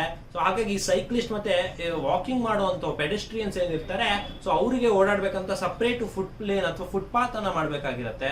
ಸೊ ಅದರ ಮುಖಾಂತರನೇ 300 ಮೀಟರ್ ಉದ್ದದ ಅಟಲ್ ಬ್ರಿಡ್ಜ್ ಅಂತ ಹೇಳ್ಬಿಟ್ಟು ಯಾವ ರಾಜ್ಯದಲ್ಲಿ ಸ್ಥಾಪನೆ ಮಾಡಿದ್ದಾರೆ ಅಂತ ಹೇಳ್ಬಿಟ್ಟು, ಗುಜರಾತ್, ರಾಜಸ್ಥಾನ್, ಉತ್ತರ ಪ್ರದೇಶ್, ಉತ್ತರಾಖಂಡ್. ಸೊ ನಿಮಗೆ ಉತ್ತರ ಗೊತ್ತಿದ್ದಲ್ಲಿ ನೀವು ಕಮೆಂಟ್ ಸೆಕ್ಷನ್ ಅಲ್ಲಿ ತಿಳಿಸಬಹುದು. ಇದಕ್ಕೆ ಸರಿಯಾದ ಉತ್ತರ ಬಂದು ಆಪ್ಷನ್ ಎ ಗುಜರಾತ್ ಆಗಿರುತ್ತೆ. ನೋಡಿ, ಅಲಹಾಬಾದ್ ನಲ್ಲಿ ಸಬರ್ಮತಿ ನದಿ ಏನಿದೆ, ಸೊ ಅದರ ಅಡ್ಡಲಾಗಿ ಪಾದಾಚಾರಿಗಳು ಮತ್ತೆ ಸೈಕ್ಲಿಸ್ಟ್ ಗಳ ಬಳಕೆಗಾಗಿ 300 ಮೀಟರ್ ಉದ್ದದ ಅಟಲ್ ಸೇತುವೆನ ಇತ್ತೀಚೆಗೆ ಪ್ರಧಾನಿ ನರೇಂದ್ರ ಮೋದಿ ಅವರು ಉದ್ಘಾಟನೆ ಮಾಡಿದ್ದಾರೆ. ಇದ್ರ ಬಗ್ಗೆ ತಿಳಿದಿರ್ಲಿ. ಅಟಲ್ ಬ್ರಿಡ್ಜ್ ಎಲ್ಲಿದೆ ಅಂತ ಕೇಳ್ತಾರೆ. ಸೊ ಇದ್ರ ಬಗ್ಗೆ ನಿಮ್ಗೆ ತಿಳಿದಿರ್ಲಿ. ಮುಂದಿನ ಪ್ರಶ್ನೆಯನ್ನ ನೋಡೋಣ. ಮುಂದಿನ ಪ್ರಶ್ನೆ, ಸುದ್ದಿಯಲ್ಲಿ ಕಾಣಿಸಿಕೊಂಡಿರುವ ಲಿಂಥೋಯ್ ಚನಂಬಮ್ ಯಾವ ಕ್ರೀಡೆಗೆ ಸಂಬಂಧಿಸಿದ್ದಾರೆ? ಲಿಂಥೋಯ್ ಚನಂಬಮ್ who was seen recently in news is associated with which sports ಅಂತ ಹೇಳ್ಬಿಟ್ಟು. ನೋಡಿ, ಈ ರೀತಿಯಾದಂತಹ ಪ್ರಶ್ನೆಗಳು ನಿಮಗೆ ಹಲವಾರು ಬಾರಿ ಬರುತ್ತೆ. ಸೊ ಹಾಗಾಗಿ ಕಾಮನ್ವೆಲ್ತ್ ಗೇಮ್ಸ್ ನಡೀಲಿ, ಒಲಿಂಪಿಕ್ಸ್ ಗೇಮ್ಸ್ ನಡೀಲಿ, ಅಥವಾ ಯಾವುದೇ ಒಂದು ನ್ಯಾಷನಲ್ ಗೇಮ್ಸ್ ಈಗ ನಡೀತಾ ಇದೆ ಏನೋ, ಸೊ ಇದ್ರ ಬಗ್ಗೆ ಎಲ್ಲ ಯಾವ್ಯಾವ ಕ್ರೀಡಾಪಟು ಯಾವ್ಯಾವ ಕ್ರೀಡೆಯಲ್ಲಿ ಭಾಗವಹಿಸಿದ್ದಾರೆ ಅನ್ನೋದ್ರ ಬಗ್ಗೆ ಮಾಹಿತಿ ನಿಮ್ಗೆ ಗೊತ್ತಿರ್ಬೇಕಾಗತ್ತೆ. ಸೊ ಇದರ ಆಪ್ಷನ್ಸ್ ನೋಡೋಣ. ಟೆನ್ನಿಸ್, ಜೂಡೋ, ಚೆಸ್ ಮತ್ತೆ ಕುಸ್ತಿ. ನಿಮಗೆ ಉತ್ತರ ಗೊತ್ತಿದ್ರೆ ಕಮೆಂಟ್ ಸೆಕ್ಷನ್ ಅಲ್ಲಿ ತಿಳಿಸಿ. ಯಾಕೆ ನೋಡೋಣ. ಸರಿಯಾದ ಉತ್ತರ ಆಪ್ಷನ್ ಬಿ ಜೂಡೋ ಆಗಿರುತ್ತೆ. ನೋಡಿ, ಲಿಂಥೋಯ್ ಚನಂಬಮ್ ಅವರು ಮಹಿಳೆಯರ 57 kg ವಿಭಾಗದಲ್ಲಿ ಚಿನ್ನದೊಂದಿಗೆ ಜೂಡೋ ವಿಶ್ವ ಚಾಂಪಿಯನ್ಶಿಪ್ ನಲ್ಲಿ ಭಾರತಕ್ಕೆ ಮೊದಲ ಪದಕವನ್ನು ಗೆಲ್ಲುವ ಮೂಲಕ ಇತಿಹಾಸ ಬರೆದಿದ್ರು. ಸೊ ಹಾಗಾಗಿ ಸುದ್ದಿಯಲ್ಲಿತ್ತು. ಸೊ ಇದು 15 ವರ್ಷದ ಮಣಿಪುರ ಮೂಲದ ಚನಂಬಮ್ ವಿಶ್ವ ಚಾಂಪಿಯನ್ಶಿಪ್ ನ ಯಾವುದೋ ವಯೋಮಾನದ ವಿಭಾಗದಲ್ಲಿ ಪದಕ ಗೆದ್ದ ಮೊದಲ ಭಾರತೀಯ ಜೂಡೋ ಆಟಗಾರ್ತಿ ಆಗಿರ್ತಾರೆ. ಸೊ ಹಾಗಾಗಿ ಇವರು ಸುದ್ದಿಯಲ್ಲಿದ್ರು. ಸೊ ಅವ್ರ ಬಗ್ಗೆ ನೀವು ಕೇಳಿರೋದೇ ಅಲ್ಲ. ಸೊ ಹಾಗಾಗಿ ಅವರು ಯಾವ ಕ್ರೀಡೆಗೆ ಸಂಬಂಧಿಸಿದ್ದಾರೆ ಅಂದ್ರೆ ಜೂಡೋ. ಸೊ ಇದ್ರ ಬಗ್ಗೆ ನಿಮ್ಗೆ ತಿಳಿದಿರ್ಲಿ. ಮುಂದಿನ ಪ್ರಶ್ನೆ ನೋಡೋಣ. ಮುಂದಿನ ಪ್ರಶ್ನೆ, ಟಿಬಿಯನ್ನ ನಿರ್ಮೂಲನೆ ಮಾಡಲು ಕೇಂದ್ರೀಕೃತ ಮಧ್ಯಸ್ಥಿಕೆಗಳಿಗಾಗಿ ಎಷ್ಟು ಬುಡಕಟ್ಟು ಜಿಲ್ಲೆಗಳನ್ನ ಆಯ್ಕೆ ಮಾಡಲಾಗಿದೆ? ನೋಡಿ, ಇತ್ತೀಚೆಗೆ ಕಳೆದ 4-5 ಪ್ರಶ್ನೆಗಳ ಹಿಂದೆ ನಾವು ಈ ರೀತಿಯಾದಂತ ಟ್ರೈಬಲ್ ಟಿಬಿ ಅಂತ ಹೇಳ್ಬಿಟ್ಟು ಯಾವ ಒಂದು ಯೋಜನೆ ಭಾರತ ರೂಪಿಸಿತ್ತು ಅಂತ ಹೇಳ್ಬಿಟ್ಟು ಓದಿದ್ವಿ. ಅದೇ ರೀತಿ ಅದ್ರ ಮೇಲೆ ಇರುವಂತಹ ಒಂದು ಕ್ವಶನ್ ನ್ಯೂಸ್ ಪೇಪರ್ ಗಳಲ್ಲಿ ಹೀಗಾಗತ್ತೆ ಅಂತ ಹೇಳಿದ್ರೆ ಒಂದು ಆರ್ಟಿಕಲ್ ನ ಬರ್ತಿದ್ದಾರೆ ಅಂದ್ರೆ ಅದರ ಫಾಲೋ ಅಪ್ ಇರುತ್ತೆ. ಸೊ ಒಂದು ವೀಕಲ್ಲಿ ಸೊ ನೀವು ಒಂದು ವಿಚಾರದ ಬಗ್ಗೆ ನೀವು ತಿಳ್ಕೊಂಡು ನೋಟ್ಸ್ ಮಾಡ್ಕೊಂಡಿದ್ದೀರಾ ಅಂತ ಹೇಳಿದ್ರೆ ಸೊ ಅದಕ್ಕೆ ನೀವು ಪಾಯಿಂಟ್ಸ್ನ ಆ್ಯಡ್ ಮಾಡ್ಕೊಳ್ತಾ ಹೋಗ್ಬೋದು. So it may be helpful for SC ಆಗಿರ್ಬೋದು ಅಥವಾ ನಿಮಗೆ PCPSI ಅಥವಾ KS ಅಲ್ಲಿ ಬರುವಂತಹ ಸ್ಟೇಟ್ಮೆಂಟ್ ಟೈಪ್ ಕ್ವಶನ್ಸ್ ಅಲ್ಲಿ ಆಗಿರ್ಬೋದು. ಸೊ ಇದು ನಿಮಗೆ ಸಹಾಯಕವಾಗಿರುತ್ತೆ. ಸೊ ಇಲ್ಲಿ ಟ್ರೈಬಲ್ ಡಿಸ್ಟ್ರಿಕ್ಟ್ಸ್ ಎಷ್ಟು ಆಯ್ಕೆ ಮಾಡಿದ್ದಾರೆ TB ನ ಎರಾಡಿಕೇಟ್ ಮಾಡ್ಲಿಕ್ಕೆ ಅಂತ ಹೇಳ್ಬಿಟ್ಟು. ಸೊ ಆಪ್ಷನ್ಸ್ ಅನ್ನ ನೋಡೋಣ. 50, 75, 70, 100. ನಿಮ್ಗೆ ಉತ್ತರ ಗೊತ್ತಿದ್ದಲ್ಲಿ ಕಮೆಂಟ್ ಸೆಕ್ಷನ್ ಅಲ್ಲಿ ತಿಳಿಸಬಹುದು. ಇದಕ್ಕೆ ಸರಿಯಾದ ಉತ್ತರವನ್ನು ನೋಡೋಣ. 75 ನೋಡಿ. ಕೇಂದ್ರ ಬುಡಕಟ್ಟು ವ್ಯವಹಾರಗಳ ಸಚಿವಾಲಯ 75 ಬುಡಕಟ್ಟು ಜಿಲ್ಲೆಗಳನ್ನ ಆಯ್ಕೆ ಮಾಡಿದೆ. ಯಾಕೆ ಅಂತ ಹೇಳಿದ್ರೆ ಕ್ಷಯ ರೋಗ ಅಥವಾ TB ಅಂತ ಏನ್ ಹೇಳ್ತೇವೆ ಸೊ ಅದನ್ನ ಸಂಪೂರ್ಣವಾಗಿ ನಿರ್ಮೂಲನೆ ಮಾಡಬೇಕು ಅಂತ ಹೇಳ್ಬಿಟ್ಟು. ಸೊ ಕಳೆದ 6 ತಿಂಗಳಿಂದ 68,000ಕ್ಕೂ ಹೆಚ್ಚು ಹಳ್ಳಿ ಮನೆಗೆ ತಪಾಸಣೆಯನ್ನ ಮಾಡಿದ್ದಾರೆ ಕೇಂದ್ರ TB ಮಂಡಳಿ. ಸೊ ಇದ್ರ ಬಗ್ಗೆ TB ಹಾರೇಗಾ ದೇಶ್ ಜೀತೇಗಾ ಅಂತ ಹೇಳ್ಬಿಟ್ಟು ಒಂದು ಅಭಿಯಾನವನ್ನ ವಿಶ್ವ ಕ್ಷಯರೋಗ ದಿನ ಅಥವಾ ಆದಂತ ಫೆಬ್ರವರಿ ಎಂದು ಸ್ಟಾರ್ಟ್ ಮಾಡಲಾಗಿತ್ತು. ಸೊ ವರ್ಲ್ಡ್ TB ಡೇ ಏನ್ ಫೆಬ್ರವರಿ 4 ಅಂದು ನಾವು ಮಾಡ್ತೇವೆ. ಸೊ ಅವತ್ತು TB ಹಾರೇಗಾ ದೇಶ್ ಜೀತೇಗಾ ಅಂತ ಹೇಳ್ಬಿಟ್ಟು ಒಂದು ಅಭಿಯಾನ ಕ್ಯಾಂಪೇನ್ ಅನ್ನ ಮಾಡ್ತಿದ್ದಾರೆ. ಸೊ ಅದರ ಅಡಿಯಲ್ಲಿ 75 ಡಿಸ್ಟ್ರಿಕ್ಟ್ಸ್ ಅನ್ನ ಆಯ್ಕೆ ಮಾಡಿ ಅದರಲ್ಲಿ TB ಅನ್ನ ಎರಾಡಿಕೇಟ್ ಮಾಡ್ಲಿಕ್ಕೆ ನೋಡ್ತಾ ಇದ್ದಾರೆ. ಸೊ ಇದ್ರ ಬಗ್ಗೆ ನಿಮ್ಗೆ ತಿಳಿದಿರ್ಲಿ. ಮುಂದಿನ ಪ್ರಶ್ನೆ, ಯಾವ ದೇಶವು ಬಾಹ್ಯ ಗ್ರಹದ ವಾತಾವರಣದಲ್ಲಿ ಕಾರ್ಬನ್ ಡೈಆಕ್ಸೈಡ್ ಅನ್ನ ಗುರುತಿಸಿದೆ? Which country has spotted carbon dioxide in atmosphere of Exo planet? ನೋಡಿ, ಯಾವುದೋ ಒಂದು ಬಾಹ್ಯ ಗ್ರಹ ಇದೆ, ಅಲ್ಲಿ ಕಾರ್ಬನ್ ಡೈಆಕ್ಸೈಡ್ ಪತ್ತೆ ಹಚ್ಚಿದೆ. ಸೊ ಇದು ಯಾವ ದೇಶ ಇದನ್ನ ಪತ್ತೆ ಹಚ್ಚಿದೆ ಅಂತ ಹೇಳ್ಬಿಟ್ಟು. ಸೊ ಇದಕ್ಕೆ ಆಪ್ಷನ್ಸ್ ಅನ್ನ ನೋಡೋಣ. ಇದಕ್ಕೆ ಆಪ್ಷನ್ಸ್ USA, ಜಪಾನ್, ಭಾರತ ಮತ್ತು ಆಸ್ಟ್ರೇಲಿಯಾ. ಇದಕ್ಕೆ ಸರಿಯಾದ ಉತ್ತರ USA ಆಗಿರುತ್ತೆ. ನೋಡಿ, ಈ ಜೇಮ್ಸ್ ವೆಬ್ ಟೆಲಿಸ್ಕೋಪ್ ಅನ್ನೋದೇನಿದೆ, ಸೊ ಈ ಜೇಮ್ಸ್ ವೆಬ್ ಟೆಲಿಸ್ಕೋಪ್ ನ ಉಪಯೋಗಿಸಿಕೊಂಡು ಸೌರವ್ಯೂಹದ ಗ್ರಹದ ಒಂದು ವಾತಾವರಣದಲ್ಲಿ ಇಂಗಾಲದ ಡೈಆಕ್ಸೈಡ್ ಅಥವಾ ಕಾರ್ಬನ್ ಡೈಆಕ್ಸೈಡ್ ಅಂತ ಏನ್ ಕೇಳ್ತೀವಿ, ಸೊ ಅದನ್ನ ಒಂದು ಸಂಶೋಧನೆ ಮಾಡಿದೆ. ಸೊ ಇದು ಭೂಮಿಯನ್ನ ಹೋಲುವ ಒಂದು ಚಿಕ್ಕ ಬಂಡೆ ಅಂತ ಒಂದು ಗ್ರಹ ಇದೆ. ಸೊ ಅಲ್ಲಿ ಒಂದು ಗ್ರೀನ್ ಹೌಸ್ ಕಾರ್ಬನ್ ಡೈಆಕ್ಸೈಡ್ ನ ಕಂಡುಹಿಡಿದಿದ್ದಾರೆ. ಸೊ ಇದ್ರ ಬಗ್ಗೆ ನಿಮ್ಗೆ ತಿಳಿದಿರ್ಲಿ. ಈ ಜೇಮ್ಸ್ ವೆಬ್ ಟೆಲಿಸ್ಕೋಪ್ ಬಗ್ಗೆ ಹಲವಾರು ವಿಚಾರಗಳು ಅಥವಾ ಹಲವಾರು ಪ್ರಶ್ನೆಗಳು ಬರ್ತಾ ಇದೆ. ಸೊ ಇದ್ರ ಬಗ್ಗೆ ನಿಮ್ಗೆ ಗಮನವಿರ್ಲಿ. ಮುಂದಿನ ಪ್ರಶ್ನೆಯನ್ನ ನೋಡೋಣ. ಮುಂದಿನ ಪ್ರಶ್ನೆ, ವ್ಯಾಸ್ ಸಮ್ಮಾನ್ ಪ್ರಶಸ್ತಿಯನ್ನು ಪಡೆದ ಡಾಕ್ಟರ್ ಅಸ್ಗರ್ ವಜಾಹತ್ ಅವರು ಯಾವ ಭಾಷೆಯ ಬರಹಗಾರರು? Asghar Wajahat who was confirmed with the Vyas Samman award is return of writer of which language ಅಂತ ಹೇಳ್ಬಿಟ್ಟು. ಅಂದ್ರೆ ವ್ಯಾಸ್ ಸಮ್ಮಾನ್ ಅಂತ ಹೇಳ್ಬಿಟ್ಟು ಒಂದು ಪ್ರಶಸ್ತಿಯನ್ನ ಡಾಕ್ಟರ್ ಅಸ್ಗರ್ ವಜಾಹತ್ ಅವ್ರು ಪಡೆದಿದ್ರು. ಸೊ ಅವರು ಯಾವ ಭಾಷೆಯ ಬರಹಗಾರರು ಅಂತ ಕೇಳ್ತಾ ಇದ್ದಾರೆ. ಸೊ ಇದಕ್ಕೆ ಆಪ್ಷನ್ಸ್ ನೋಡೋಣ. ಗುಜರಾತಿ, ಹಿಂದಿ, ಬಂಗಾಳಿ ಅಥವಾ ತಮಿಳ್ ಅಂತ ಹೇಳ್ಬಿಟ್ಟು. ನಿಮಗೆ ಸರಿಯಾದ ಉತ್ತರ ಗೊತ್ತಿದ್ರೆ ಕಮೆಂಟ್ ಸೆಕ್ಷನ್ ಅಲ್ಲಿ ತಿಳಿಸಿ. ನಿಮಗೆ 5 ಸೆಕೆಂಡ್ಗಳ ಕಾಲಾವಕಾಶ ಇರುತ್ತೆ. ಸೊ ಇದಕ್ಕೆ ಸರಿಯಾದ ಉತ್ತರ ಹಿಂದಿ. ನೋಡಿ, 31ನೇ ವ್ಯಾಸ್ ಸಮ್ಮಾನ್ ಪ್ರಶಸ್ತಿಯನ್ನು ಹಿಂದಿ ಬರಹಗಾರ ಡಾಕ್ಟರ್ ಅಸ್ಗರ್ ವಜಾಹತ್ಗೆ ಕೊಟ್ಟಿದ್ರು. ಸೊ ಹಾಗಾಗಿ ಇದು ಪ್ರಚಲಿತ ಘಟನೆಯಲ್ಲಿತ್ತು. ಸೊ ಇದನ್ನು ನವದೆಹಲಿಯಲ್ಲಿ ನೀಡಲಾಯಿತು. ಇದು ಮೊಘಲ್ ಚಕ್ರವರ್ತಿ ಅಕ್ಬರ್ ಮತ್ತು ಕವಿ ತುಳಸಿದಾಸರನ್ನ ಕೇಂದ್ರೀಕರಿಸಿದ ಮಹಾಬಲಿ ನಾಟಕಕ್ಕಾಗಿ ಅವರಿಗೆ ಈ ಪ್ರತಿಷ್ಠಿತ ಪ್ರಶಸ್ತಿ ಬಂದಿದೆ. ಇನ್ನು ವ್ಯಾಸ್ ಸಮ್ಮಾನ್ ಬಗ್ಗೆ ಹೇಳೋದಾದ್ರೆ KK ಬಿರ್ಲಾ ಫೌಂಡೇಶನ್ ಅವರು 1991 ಇಂದ ಹಿಂದಿಯಲ್ಲಿ ಅತ್ಯುತ್ತಮ ಸಾಹಿತ್ಯ ಕೃತಿಯನ್ನು ರಚಿಸಿದ ಭಾರತೀಯ ನಾಗರಿಕರಿಗೆ ಈ ಪ್ರಶಸ್ತಿ ಸಿಗುತ್ತೆ. ಈ ಪ್ರಶಸ್ತಿಯ ಮೊತ್ತ 4 ಲಕ್ಷ ರೂಪಾಯಿ. ಹಾಗೇನೆ ಮೊದಲ ವ್ಯಾಸ್ ಸಮ್ಮಾನ್ ಪ್ರಶಸ್ತಿ ಪಡೆದವರು ಯಾರು ಅಂತ ಹೇಳಿದ್ರೆ ಡಾಕ್ಟರ್ ರಾಮ್ ವಿಲಾಸ್ ಶರ್ಮಾ. ಸೊ ಹೀಗೆ ಯಾವುದೇ ಒಂದು ಅವಾರ್ಡ್ಸ್ ನಿಮಗೆ ಗೊತ್ತಿರ್ಬೋದು, ನಿಮಗೆ ಸ್ಟೇಟ್ ಅವಾರ್ಡ್ಸ್ ಇರುತ್ತೆ, ಸೆಂಟ್ರಲ್ ಗೌರ್ಮೆಂಟ್ ಅವಾರ್ಡ್ಸ್ ಇರುತ್ತೆ. ಹಾಗೆ ಈ ರೀತಿಯಾದಂತಹ ಪ್ರತಿಯೊಂದು ಕ್ಷೇತ್ರದಲ್ಲೂ, ಈಗ ಪತ್ರಿಕೋದ್ಯಮ ಅಂತ ಹೇಳ್ಬೋದು ಅಥವಾ ಸಾಹಿತ್ಯ ಅಂತ ಇರ್ಬೋದು, ಎಲ್ಲದರಲ್ಲೂ ಅವಾರ್ಡ್ಸ್ ಅನ್ನೋದಿರುತ್ತೆ. ಸೊ ಈ ಅವಾರ್ಡ್ಸ್ ಯಾರಿಗೆ ಬಂತು, ಇದು ಯಾವಾಗ ಸ್ಟಾರ್ಟ್ ಆಗಿತ್ತು, ಮತ್ತೆ ಯಾರಿಂದ ಕೊಡಲ್ಪಡುತ್ತೆ ಅಂತ ಹೇಳ್ಬಿಟ್ಟು ವಿಚಾರಗಳನ್ನ ನೀವು ತಿಳ್ಕೊಬೇಕಾಗತ್ತೆ. ಮುಂದಿನ ಪ್ರಶ್ನೆಯನ್ನ ನೋಡೋಣ. Formula 1 Belgian Grand Prix tournament ಅನ್ನು ಯಾವ ರೇಸಿಂಗ್ ಚಾಲಕ ಗೆದ್ದಿದ್ದಾನೆ? Which racing driver places the formula 1 Belgian Grand Prix title ಅಂತ ಹೇಳ್ಬಿಟ್ಟು. ನಿಮಗೆ ಮೋಟಾರ್ ಸ್ಪೋರ್ಟ್ಸ್ ನೀವು ಫಾಲೋ ಮಾಡೋದಿಲ್ಲ ಗೊತ್ತು. ಸೊ ಹಾಗಾಗಿ ಸೊ ಈ ರೀತಿಯಾದಂಥ ಕ್ವಶನ್ ನಿಮಗೆ ಕಷ್ಟ ಆಗತ್ತೆ. ಸೊ ಹಾಗಾಗಿ ನೀವು ನ್ಯೂಸ್ ಪೇಪರ್ ಅಲ್ಲಿ ಸ್ಪೋರ್ಟ್ಸ್ ಸೆಕ್ಷನ್ ಅಲ್ಲಿ ನೋಡೋದಾದ್ರೆ ಹಿಂದೂ ಪೇಪರ್ ಅಲ್ಲಿ ಜನರಲ್ ಆಗಿ ಸೊ ಈ ರೀತಿಯಾದಂತಹ ಫಾರ್ಮುಲಾ 1 ರೇಸಸ್ ಅಥವಾ ಗ್ರ್ಯಾಂಡ್ ಪ್ರಿಕ್ಸ್ ಗಳೇನಿರುತ್ತೆ ಅದ್ರ ಬಗ್ಗೆ ಸಹ ಕೊಡ್ತಾ ಇರ್ತಾರೆ. ಸೊ ಇದರಲ್ಲಿ ಆಪ್ಷನ್ಸ್ ನೋಡೋಣ.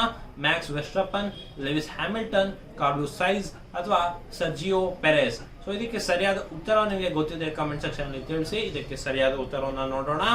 ಮ್ಯಾಕ್ಸ್ ವೆಸ್ಟಪ್ಪನ್. ರೆಡ್ ಬುಲ್ ತಂಡದ ಡ್ರೈವರ್ ಆಗಿರ್ತಾರೆ ಇವರು. ಸೊ ಇವರು ಬೆಲ್ಜಿಯಂ ಗ್ರ್ಯಾಂಡ್ ಪ್ರಿಕ್ಸ್ ನೆಲ್ಲ ಗೆದ್ಕೊಂಡು ಸೊ 6ನೇ ಗೆಲುವು ವೃತ್ತಿ ಜನರಲ್ಲಿ 16ನೇ ಜಯ ಆಗಿದೆ. ಸೊ ಇದು ಇದರ ಒಂದು 6ನೇ ಗೆಲುವಾಗಿದೆ. ಸೊ ಇವರು ಲಿವಿಸ್ ಹ್ಯಾಮಿಲ್ಟನ್ ದಾಖಲೆ 100ನೇ ಗೆಲುವನ್ನು ತಪ್ಪಿಸಿಕೊಂಡಿದ್ದರು. ಇದ್ರ ಬಗ್ಗೆ ನಿಮ್ಗೆ ತಿಳಿದಿರಲಿ. ಏನ್ ಹೆಸರುಗಳನ್ನ ನೀವು ನೋಡ್ತಾ ಇದ್ದೀರಾ, ಮ್ಯಾಕ್ಸ್ ವರ್ಸ್ಟಪ್ಪನ್ ಮತ್ತು ಲಿವಿಸ್ ಹ್ಯಾಮಿಲ್ಟನ್ ಅನ್ನೋದನ್ನ, ಸೊ ಇವರು ಈ ಫಾರ್ಮುಲಾ 1 ಅಥವಾ ಈ ಗ್ರ್ಯಾಂಡ್ ಪ್ರಿಕ್ಸ್ ಗೇಮ್ಗಳೇನಿದೆ ಸೊ ಈ ರೇಸಸ್ ಗಳಿಗೆ ಸಂಬಂಧಪಟ್ಟಿರೋರಾಗಿರ್ತಾರೆ. ಸೊ ಇದ್ರ ಬಗ್ಗೆ ಹೆಚ್ಚಿನ ಮಾಹಿತಿಯನ್ನು ತಿಳ್ಕೊಳ್ಳಿ. ಹೆಚ್ಚಿನ ಮಾಹಿತಿಗಾಗಿ ಸ್ಪರ್ಧಾ ಅಶ್ವಮೇಧ ಮ್ಯಾಗಝೀನ್ ಅನ್ನ ನೀವು ಡೌನ್ಲೋಡ್ ಮಾಡ್ಕೊಳ್ಬೇಕಾಗತ್ತೆ. ಅದು ನಿಮ್ಮ ಲಿಂಕ್ ನಲ್ಲಿ ನೀಡಲಾಗಿದೆ. ಮುಂದಿನ ಪ್ರಶ್ನೆನ ನೋಡೋಣ. 2022ರಲ್ಲಿ BWF ವಿಶ್ವ ಚಾಂಪಿಯನ್ಶಿಪ್ ಪ್ರಶಸ್ತಿಯನ್ನು ಯಾವ ಕ್ರೀಡಾಪಟು ಗೆದ್ದಿದ್ದಾರೆ? Which sports person have won the BWF world championship title in 2022? Options ಅನ್ನು ನೋಡೋದಾದ್ರೆ PV Sindhu, K Srikanth, Viktor Axelsen, Carolina Marin. ಇದೇ ಪ್ರಶ್ನೆ ನಿಮ್ಗೆ ಬಂದಿತ್ತು. ಸೊ BWF ಬಗ್ಗೆ ನಾನು ನಿಮ್ಗೆ ಹೇಳಿದೆ. ಇದಕ್ಕೆ ಸರಿಯಾದ ಉತ್ತರ ವಿಕ್ಟರ್ ಎಕ್ಸಲೆನ್ಸ್. ಇನ್ನು ಈ ಡೆನ್ಮಾರ್ಕ್ನ ಆಟಗಾರ ಆದಂತಹ ವಿಕ್ಟರ್ ಎಕ್ಸಲೆನ್ಸ್ ಅವರು ಟೋಕಿಯೋದಲ್ಲಿ ನಡೆದ BWF ವರ್ಲ್ಡ್ ಚಾಂಪಿಯನ್ಶಿಪ್ ನಲ್ಲಿ ಟೈಟಲ್ ಅನ್ನ ಗೆದ್ದಿದ್ದಾರೆ. ಅವರು 2022ರಲ್ಲಿ ಗೆದ್ದಂತಹ ಆಟಗಾರ ಆಗಿದ್ದಾರೆ. ಇನ್ನು ಮುಂದಿನ ಪ್ರಶ್ನೆ ನೋಡೋದಾದ್ರೆ, ಪರಮಾಣು ಪರೀಕ್ಷೆಗಳ ವಿರುದ್ಧ ಅಂತಾರಾಷ್ಟ್ರೀಯ ದಿನವನ್ನ ಯಾವಾಗ ಆಚರಿಸಲಾಗುತ್ತೆ? When is the international day against nuclear test observed ಅಂತ ಹೇಳ್ಬಿಟ್ಟು. ಸೊ ಆಯ್ಕೆಗಳನ್ನ ನೋಡೋದಾದ್ರೆ ಆಗಸ್ಟ್ 29, ಆಗಸ್ಟ್ 30, ಸೆಪ್ಟೆಂಬರ್ 29. ಸೊ ನಿಮ್ಗೆ ಸರಿಯಾದ ಉತ್ತರ ಏನಾಗಿರುತ್ತೆ ಅಂತ ಹೇಳಿದ್ರೆ ಆಗಸ್ಟ್ 29 ಆಗಿರುತ್ತೆ. ನೋಡಿ, ಆಗಸ್ಟ್ 29 ಯಾಕೆ ಈ international day against nuclear test ಅನ್ನ ಆಚರಿಸ್ತಾರೆ ಅಂತ ಹೇಳಿದ್ರೆ, ನಿಮ್ಗೆ ಇಲ್ಲಿ ಕಾಣ್ತಿರ್ಬೋದು ಸೆಮಿ ಪಲಾಸನ್ ಪರಮಾಣು ಪರೀಕ್ಷೆ ತಾಣವನ್ನ ಮುಚ್ಚಿದ ನೆನಪಿಗಾಗಿ. ಸೊ ಈ ದಿನವನ್ನ ಆಚರಿಸಲಾಗುತ್ತೆ. ಇದರ ಪರಿಣಾಮಗಳು ಮತ್ತೆ ಇದರ ಬಗ್ಗೆ ಜಾಗೃತಿಯನ್ನ ಮೂಡಿಸಲು international day against nuclear test ಅಂತ ಹೇಳ್ಬಿಟ್ಟು ಆಚರಿಸಲಾಗುತ್ತೆ. ಯಾವತ್ತು ಅಂತ ಹೇಳಿದ್ರೆ ಆಗಸ್ಟ್ 29ನೇ ತಾರೀಕು. ನಾನು ನಿಮಗೆ ಆಗ್ಲೇ ಹೇಳಿದ್ದೆ, ಪ್ರಮುಖ ದಿನಗಳು ಮತ್ತೆ ಅದರ ವಿಶೇಷತೆಗಳನ್ನ ನೀವು ಒಂದ್ ಕಡೆ ಪಟ್ಟಿ ಮಾಡ್ಕೋಬೇಕಾಗತ್ತೆ. ಇದ್ರ ಬಗ್ಗೆ ತಿಳಿದಿರ್ಲಿ. ಮುಂದಿನ ಪ್ರಶ್ನೆ ನೋಡೋಣ. ಮುಂದಿನ ಪ್ರಶ್ನೆ, ಇತ್ತೀಚೆಗೆ ಪ್ರಾರಂಭಿಸಿದ ಸ್ವಚ್ಛ ಸಾಗರ್ ಪೋರ್ಟಲ್ ಯಾವ ಕೇಂದ್ರ ಸಚಿವಾಲಯದೊಂದಿಗೆ ಸಂಬಂಧಿಸಿದೆ? Swachh Sagar portal which was recently seen associated with which union ministry ಅಂತ ಹೇಳ್ಬಿಟ್ಟು ಕೇಂದ್ರ ಭೂ ವಿಜ್ಞಾನ ಸಚಿವಾಲಯ, ಕೇಂದ್ರ ನೈಸರ್ಗಿಕ ಸಂಪನ್ಮೂಲ ಸಚಿವಾಲಯ, ಕೇಂದ್ರ ಜಲಸಂಪನ್ಮೂಲ ಸಚಿವಾಲಯ, ಕೇಂದ್ರ ವಿಜ್ಞಾನ ಸಚಿವಾಲಯ. ನೋಡಿ, ಈ ಸ್ವಚ್ಛ ಸಾಗರ್ ಪೋರ್ಟಲ್ ಅನ್ನೋದೇನಿದೆ, ಸೊ ಇದು ಯಾವ ಮಿನಿಸ್ಟ್ರಿ ಅಂಡರ್ ಅಲ್ಲಿ ಬರುತ್ತೆ ಅಂತ ಕೇಳ್ತಾ ಇದ್ದಾರೆ. ಸೊ ಇದು ನಿಮಗೆ ಉತ್ತರ ಗೊತ್ತಿದೆ, ಕಮೆಂಟ್ ಸೆಕ್ಷನ್ ಅಲ್ಲಿ ನೀವು ತಿಳಿಸಬಹುದು. ಸೊ ಇದಕ್ಕೆ ಸರಿಯಾದ ಉತ್ತರವನ್ನು ನೋಡೋಣ. ಇದಕ್ಕೆ ಸರಿಯಾದ ಉತ್ತರ ಆಪ್ಷನ್ ಎ, ಕೇಂದ್ರ ಭೂ ವಿಜ್ಞಾನ ಸಚಿವಾಲಯ ಆಗಿರುತ್ತೆ. ನೋಡಿ, ಈ ಕೇಂದ್ರ ಭೂ ವಿಜ್ಞಾನ ಸಚಿವರಾದಂತ ಡಾಕ್ಟರ್ ಜಿತೇಂದ್ರ ಸಿಂಗ್ ಅವರೇನಿದ್ದಾರೆ, ಸೊ ಇವರು ಕರಾವಳಿ ಸ್ವಚ್ಛತಾ ಅಭಿಯಾನಕ್ಕೆ ಮತ್ತೆ ಇನ್ನೊಂದಿಷ್ಟು ಉತ್ತೇಜನವನ್ನು ನೀಡಲು ಈ ವೆಬ್ಸೈಟ್ ಅನ್ನ ಅನಾವರಣ ಮಾಡಿದ್ದಾರೆ. ಸೊ ಆ ವೆಬ್ಸೈಟ್ ಹೆಸರೇನು ಅಂತ ಹೇಳಿದ್ರೆ ಸ್ವಚ್ಛ ಸಾಗರ್ ಸುರಕ್ಷಿತ ಸಾಗರ್ ಅಂತ ಹೇಳ್ಬಿಟ್ಟು. ಸೊ ಅದು ಅಭಿಯಾನ.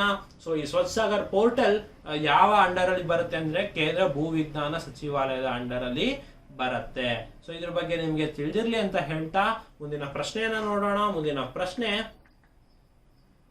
ಭಾರತೀಯ coast guard, Indian coast guard ಏನಿದೆ ICG, ಯಾವ ನಗರದಲ್ಲಿ SAREX 22 ರಾಷ್ಟ್ರೀಯ ಸಾಗರ ಹುಡುಕಾಟ ಮತ್ತು ಪಾರುಗಣಿಕಾ ವ್ಯಾಯಾಮ ನಡೆಸಿತು ಅಂತ? ಅಂದ್ರೆ the Indian coast guard conducted SAREX 22 national maritime search and rescue exercise in which city ಅಂತ ಹೇಳ್ಬಿಟ್ಟು. ನೋಡಿ, ನಿಮ್ಗೆ ಇಂಡಿಯನ್ ಕೋಸ್ಟ್ ಗಾರ್ಡ್ ಬಗ್ಗೆ ಗೊತ್ತಿರುತ್ತೆ. ಸೊ ಇದು ಭಾರತೀಯ ಕೋಸ್ಟ್ ಗಾರ್ಡ್ ಅಂತ ಕರ್ಸ್ಕೊಡುತ್ತೆ. ಸೊ ಇವರು ಒಂದು ಎಕ್ಸರ್ಸೈಸ್ ನ ಮಾಡ್ತಾರೆ, ವ್ಯಾಯಾಮವನ್ನ ಮಾಡ್ತಾರೆ. ಅದರ ಹೆಸರು SAREX 22 ಅಂತ ಹೇಳ್ಬಿಟ್ಟು. ಸೊ ಅದು ಎಲ್ಲಿ ನಡೀತು ಅಂತ ಹೇಳ್ಬಿಟ್ಟು ಪ್ರಶ್ನೆ. Option A Maharashtra, B Chennai, C Goa, D Visakhapatnam. ಇದಕ್ಕೆ ಸರಿಯಾದ ಉತ್ತರ ಆಪ್ಷನ್ ಬಿ ಚೆನ್ನೈ ಆಗಿರುತ್ತೆ. ನೋಡಿ, 10ನೇ ರಾಷ್ಟ್ರೀಯ ಸಾಗರ ಹುಡುಕಾಟ ಮತ್ತೆ ಪಾರುಗಾಣಿಕಾ ವ್ಯಾಯಾಮ ಆದಂತಹ SAREX 22 ಅನ್ನ ಚೆನ್ನೈನಲ್ಲಿ ಇತ್ತೀಚೆಗೆ ಮಾಡಲಾಯಿತು. ಸೊ ಇದು ನಿಮಗೆ ಇಂಡಿಯನ್ ಕೋಸ್ಟ್ ಗಾರ್ಡ್ ಬಗ್ಗೆ ಒಂದಿಷ್ಟು ಮಾಹಿತಿ, ಸ್ಟ್ಯಾಟಿಕ್ GK ನಿಮಗೆ ಗೊತ್ತಿರಬೇಕಾಗುತ್ತೆ. ಇದು 1977 ಅಂದು ಸ್ಥಾಪನೆ ಆಗಿತ್ತು. ಇದರ ಪ್ರಧಾನ ಕಚೇರಿ ರಕ್ಷಣಾ ಸಚಿವಾಲಯ ನವದೆಹಲಿಯಲ್ಲಿದೆ. ಇನ್ನು ಕೋಸ್ಟ್ ಗಾರ್ಡ್ ದಿನ ಅಂತ ಹೇಳ್ಬಿಟ್ಟು ಫೆಬ್ರವರಿ 1ನೇ ತಾರೀಕನ್ನ ಮಾಡ್ತಾರೆ. ಇದರ DG ಇರ್ತಾರೆ, ಡೈರೆಕ್ಟರ್ ಜನರಲ್. ಅದರ ಮಹಾನಿರ್ದೇಶಕರು ಯಾರು ಅಂತ ಹೇಳಿದ್ರೆ VS ಪಠಾಣಿಯಾ ಅಂತ ಆಗಿತ್ತು. ಇನ್ನು ಇದ್ರ ಬಗ್ಗೆ ತಿಳಿದಿರ್ಲಿ ಅಂತ ಹೇಳ್ತಾ ಮುಂದಿನ ಪ್ರಶ್ನೆಯನ್ನ ನೋಡೋಣ. ಮುಂದಿನ ಪ್ರಶ್ನೆ ನೋಡೋಣ. ರಾಷ್ಟ್ರೀಯ ಕ್ಯಾನ್ಸರ್ ಗ್ರಿಡ್ ಯಾವ ಇಲಾಖೆ ಮೂಲಕ ಭಾರತ ಸರ್ಕಾರದ ಉಪಕ್ರಮವಾಗಿದೆ? National cancer grid is an initiative of the government of India through which department ಅಂತ ಹೇಳ್ಬಿಟ್ಟು ಆರೋಗ್ಯ ಇಲಾಖೆ, ಅಣುಶಕ್ತಿ ಇಲಾಖೆ, ಕುಟುಂಬ ಕಲ್ಯಾಣ ಇಲಾಖೆ, ವಿಜ್ಞಾನ ಮತ್ತು ತಂತ್ರಜ್ಞಾನ ಇಲಾಖೆ. ಸೊ ಇದಕ್ಕೆ ಸರಿಯಾದ ಉತ್ತರ ಅಣುಶಕ್ತಿ ಇಲಾಖೆ ಆಗಿದೆ. ಸೊ ಇದನ್ನ ನೀವು ಗೆಸ್ ಮಾಡ್ಲಿಕ್ಕೆ ಚಾನ್ಸ್ ಇರೋದಿಲ್ಲ. ಸೊ ಯಾಕಂತಂದ್ರೆ ನೀವು ಕ್ಯಾನ್ಸರ್ ಅಂತ ಹೇಳ್ಬಿಟ್ಟು ನೋಡಿದಾಗ ನೀವು ಆರೋಗ್ಯ ಇಲಾಖೆನೋ ಅಥವಾ ಕುಟುಂಬ ಕಲ್ಯಾಣ ಇಲಾಖೆನೋ ಅಥವಾ ಒಂದು ಸೆನ್ಸ್ ವಿಜ್ಞಾನ ಮತ್ತು ತಂತ್ರಜ್ಞಾನ ಇಲಾಖೆಗೂ ಬಂದಿರುತ್ತೆ ಅನ್ಕೊಂಡಿರ್ತೀರಾ. ಬಟ್ ಇದು ಅಣುಶಕ್ತಿ ಇಲಾಖೆ ಅಂಡರ್ ಅಲ್ಲಿ ಬರುತ್ತೆ. ಇದ್ರ ಬಗ್ಗೆ ತಿಳಿದಿರ್ಲಿ. ಸೊ ಈ ರಾಷ್ಟ್ರೀಯ ಕ್ಯಾನ್ಸರ್ ಗ್ರಿಡ್ ಏನಿದೆ ಅಂತಂದ್ರೆ ಇತ್ತೀಚೆಗೆ Koita centre for digital oncology KCOO ಅಂತ ಹೇಳ್ಬಿಟ್ಟು ಏನ್ ಕರೀತಾ ಇದ್ದಾರೆ. ಸೊ ಅದು ಭಾರತಾದ್ಯಂತ ಕ್ಯಾನ್ಸರ್ ಆರೈಕೆಯನ್ನು ಸುಧಾರಿಸಲು ಒಂದು ಡಿಜಿಟಲ್ ತಂತ್ರಜ್ಞಾನವನ್ನು ತಂದಿದೆ. ಸೊ ಒಂದು ನ್ಯಾಷನಲ್ ಕ್ಯಾನ್ಸರ್ ಗ್ರಿಡ್ ಅಂತ ಹೇಳ್ಬಿಟ್ಟು ಒಂದು ಸ್ಥಾಪನೆ ಮಾಡಿದ್ದಾರೆ.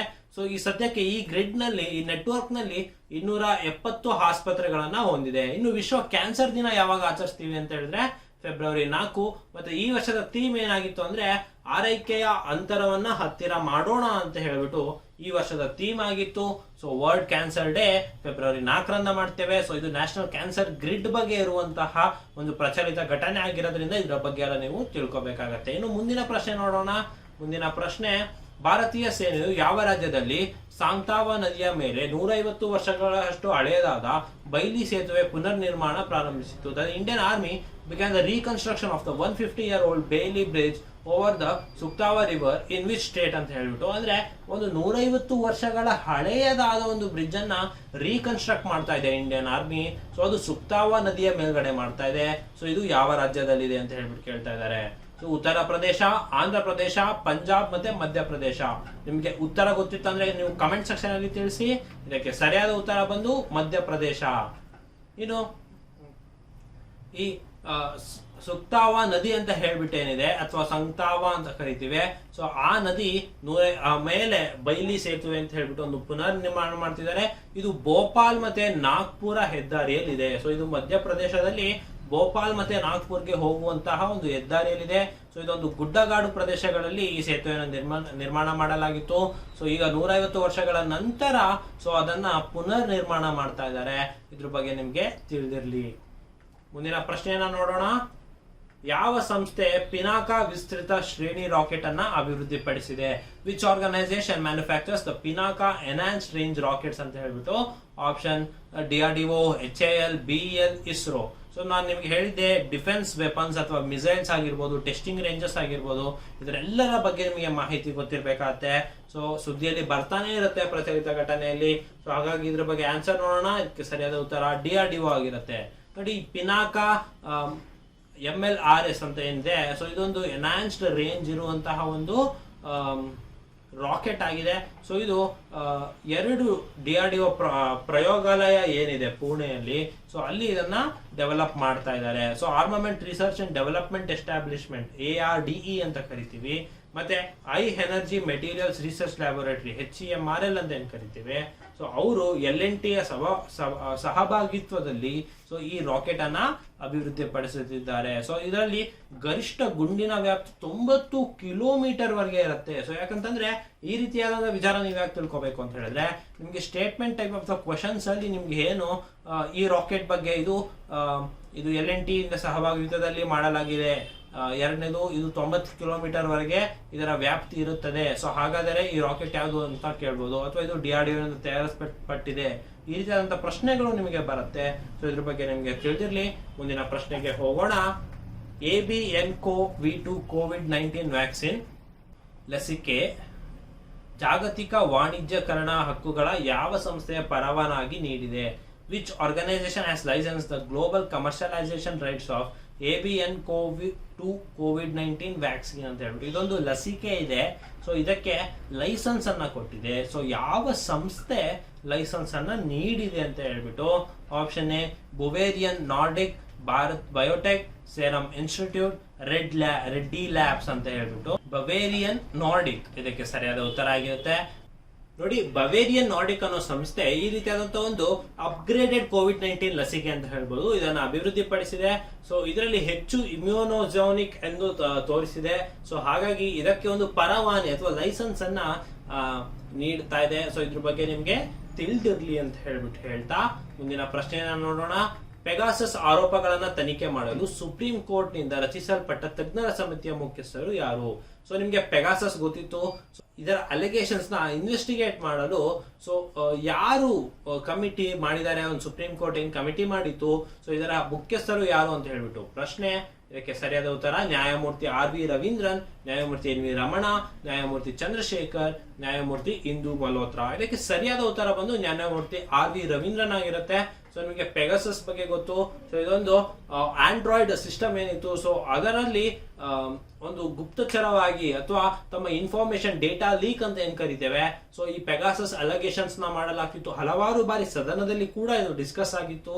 ಸೊ ಇದಕ್ಕೆ ಸುಪ್ರೀಂ ಕೋರ್ಟ್ ತನಿಖೆ ಮಾಡಲು ನ್ಯಾಯಮೂರ್ತಿ ಆರ್ ವಿ ರವೀಂದ್ರನ್ ಅವರ ಮುಖ್ಯಸ್ಥದಲ್ಲಿ ಒಂದು ಕಮಿಟಿಯನ್ನ ಮಾಡಿತ್ತು. ಸೊ ಇದ್ರ ಬಗ್ಗೆ ನಿಮಗೆ ತಿಳಿದಿರ್ಲಿ ಅಂತ ಹೇಳ್ತಾ ಮುಂದಿನ ಪ್ರಶ್ನೆಯನ್ನ ನೋಡೋಣ. ಮುಂದಿನ ಪ್ರಶ್ನೆ, ಭಾರತವು ಇತ್ತೀಚೆಗೆ ಜೀವ ವೈವಿಧ್ಯದ ಸಂರಕ್ಷಣೆಯ ಕುರಿತು ಯಾವ ದೇಶದೊಂದಿಗೆ ತಿಳುವಳಿಕಾ ಒಪ್ಪಂದಕ್ಕೆ ಸಹಿ ಹಾಕಿದೆ? India recently sign MOU for biodiversity conservation ಅಂತ ಹೇಳಿದ್ರೆ ಬಾಂಗ್ಲಾದೇಶ, ನೇಪಾಳ, ಮಯನ್ಮಾರ್ ಮತ್ತೆ ಇಂಡೋನೇಷ್ಯಾ. ಇದಕ್ಕೆ ಸರಿಯಾದ ಉತ್ತರ ನೇಪಾಳ.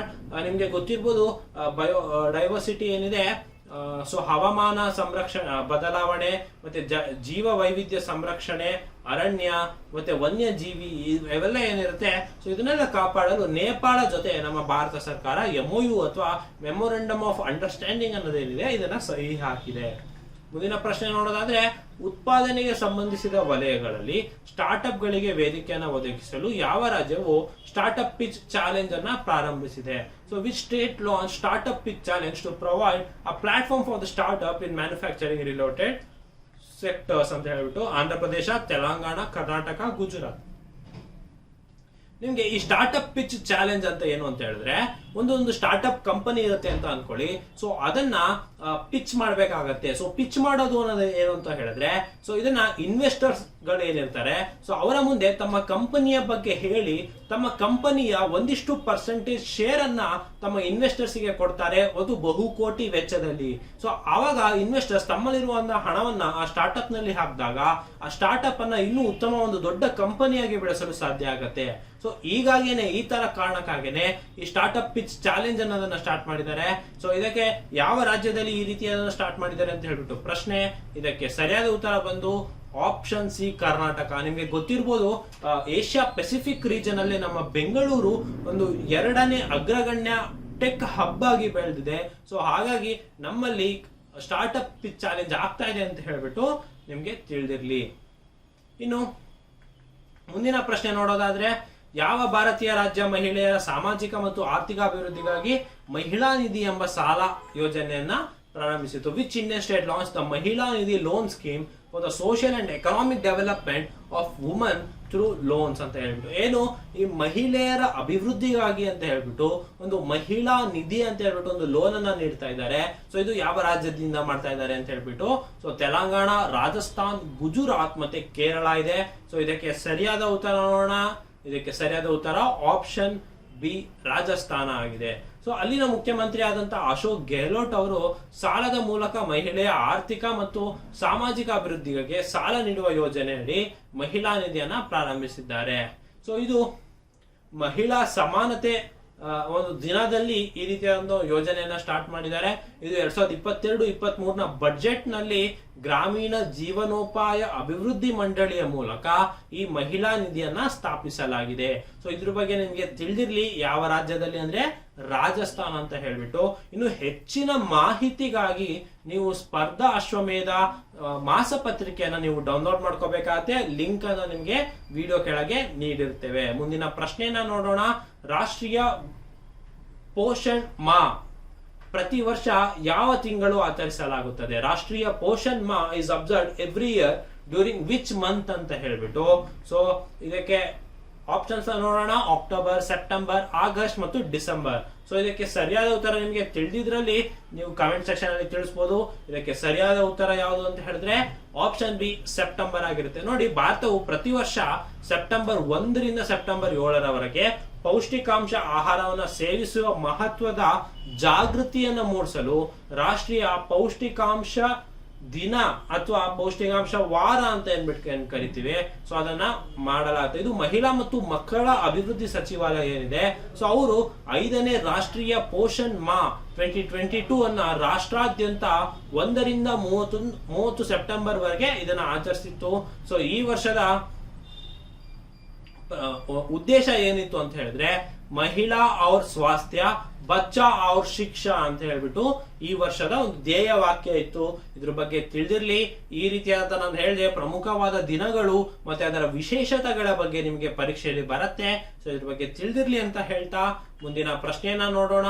ಇಂಡಿಯನ್ ಬ್ಯಾಂಕಿಂಗ್ ಇನ್ ರೆಟ್ರೋಸ್ಪೆಕ್ಟ್ ಪುಸ್ತಕದ ಲೇಖಕರು ಯಾರು ಅಂತ. Who is the author of the book of Indian banking in retrospect 75 years of Indian independence ಅಂತ ಹೇಳ್ಬಿಟ್ಟು.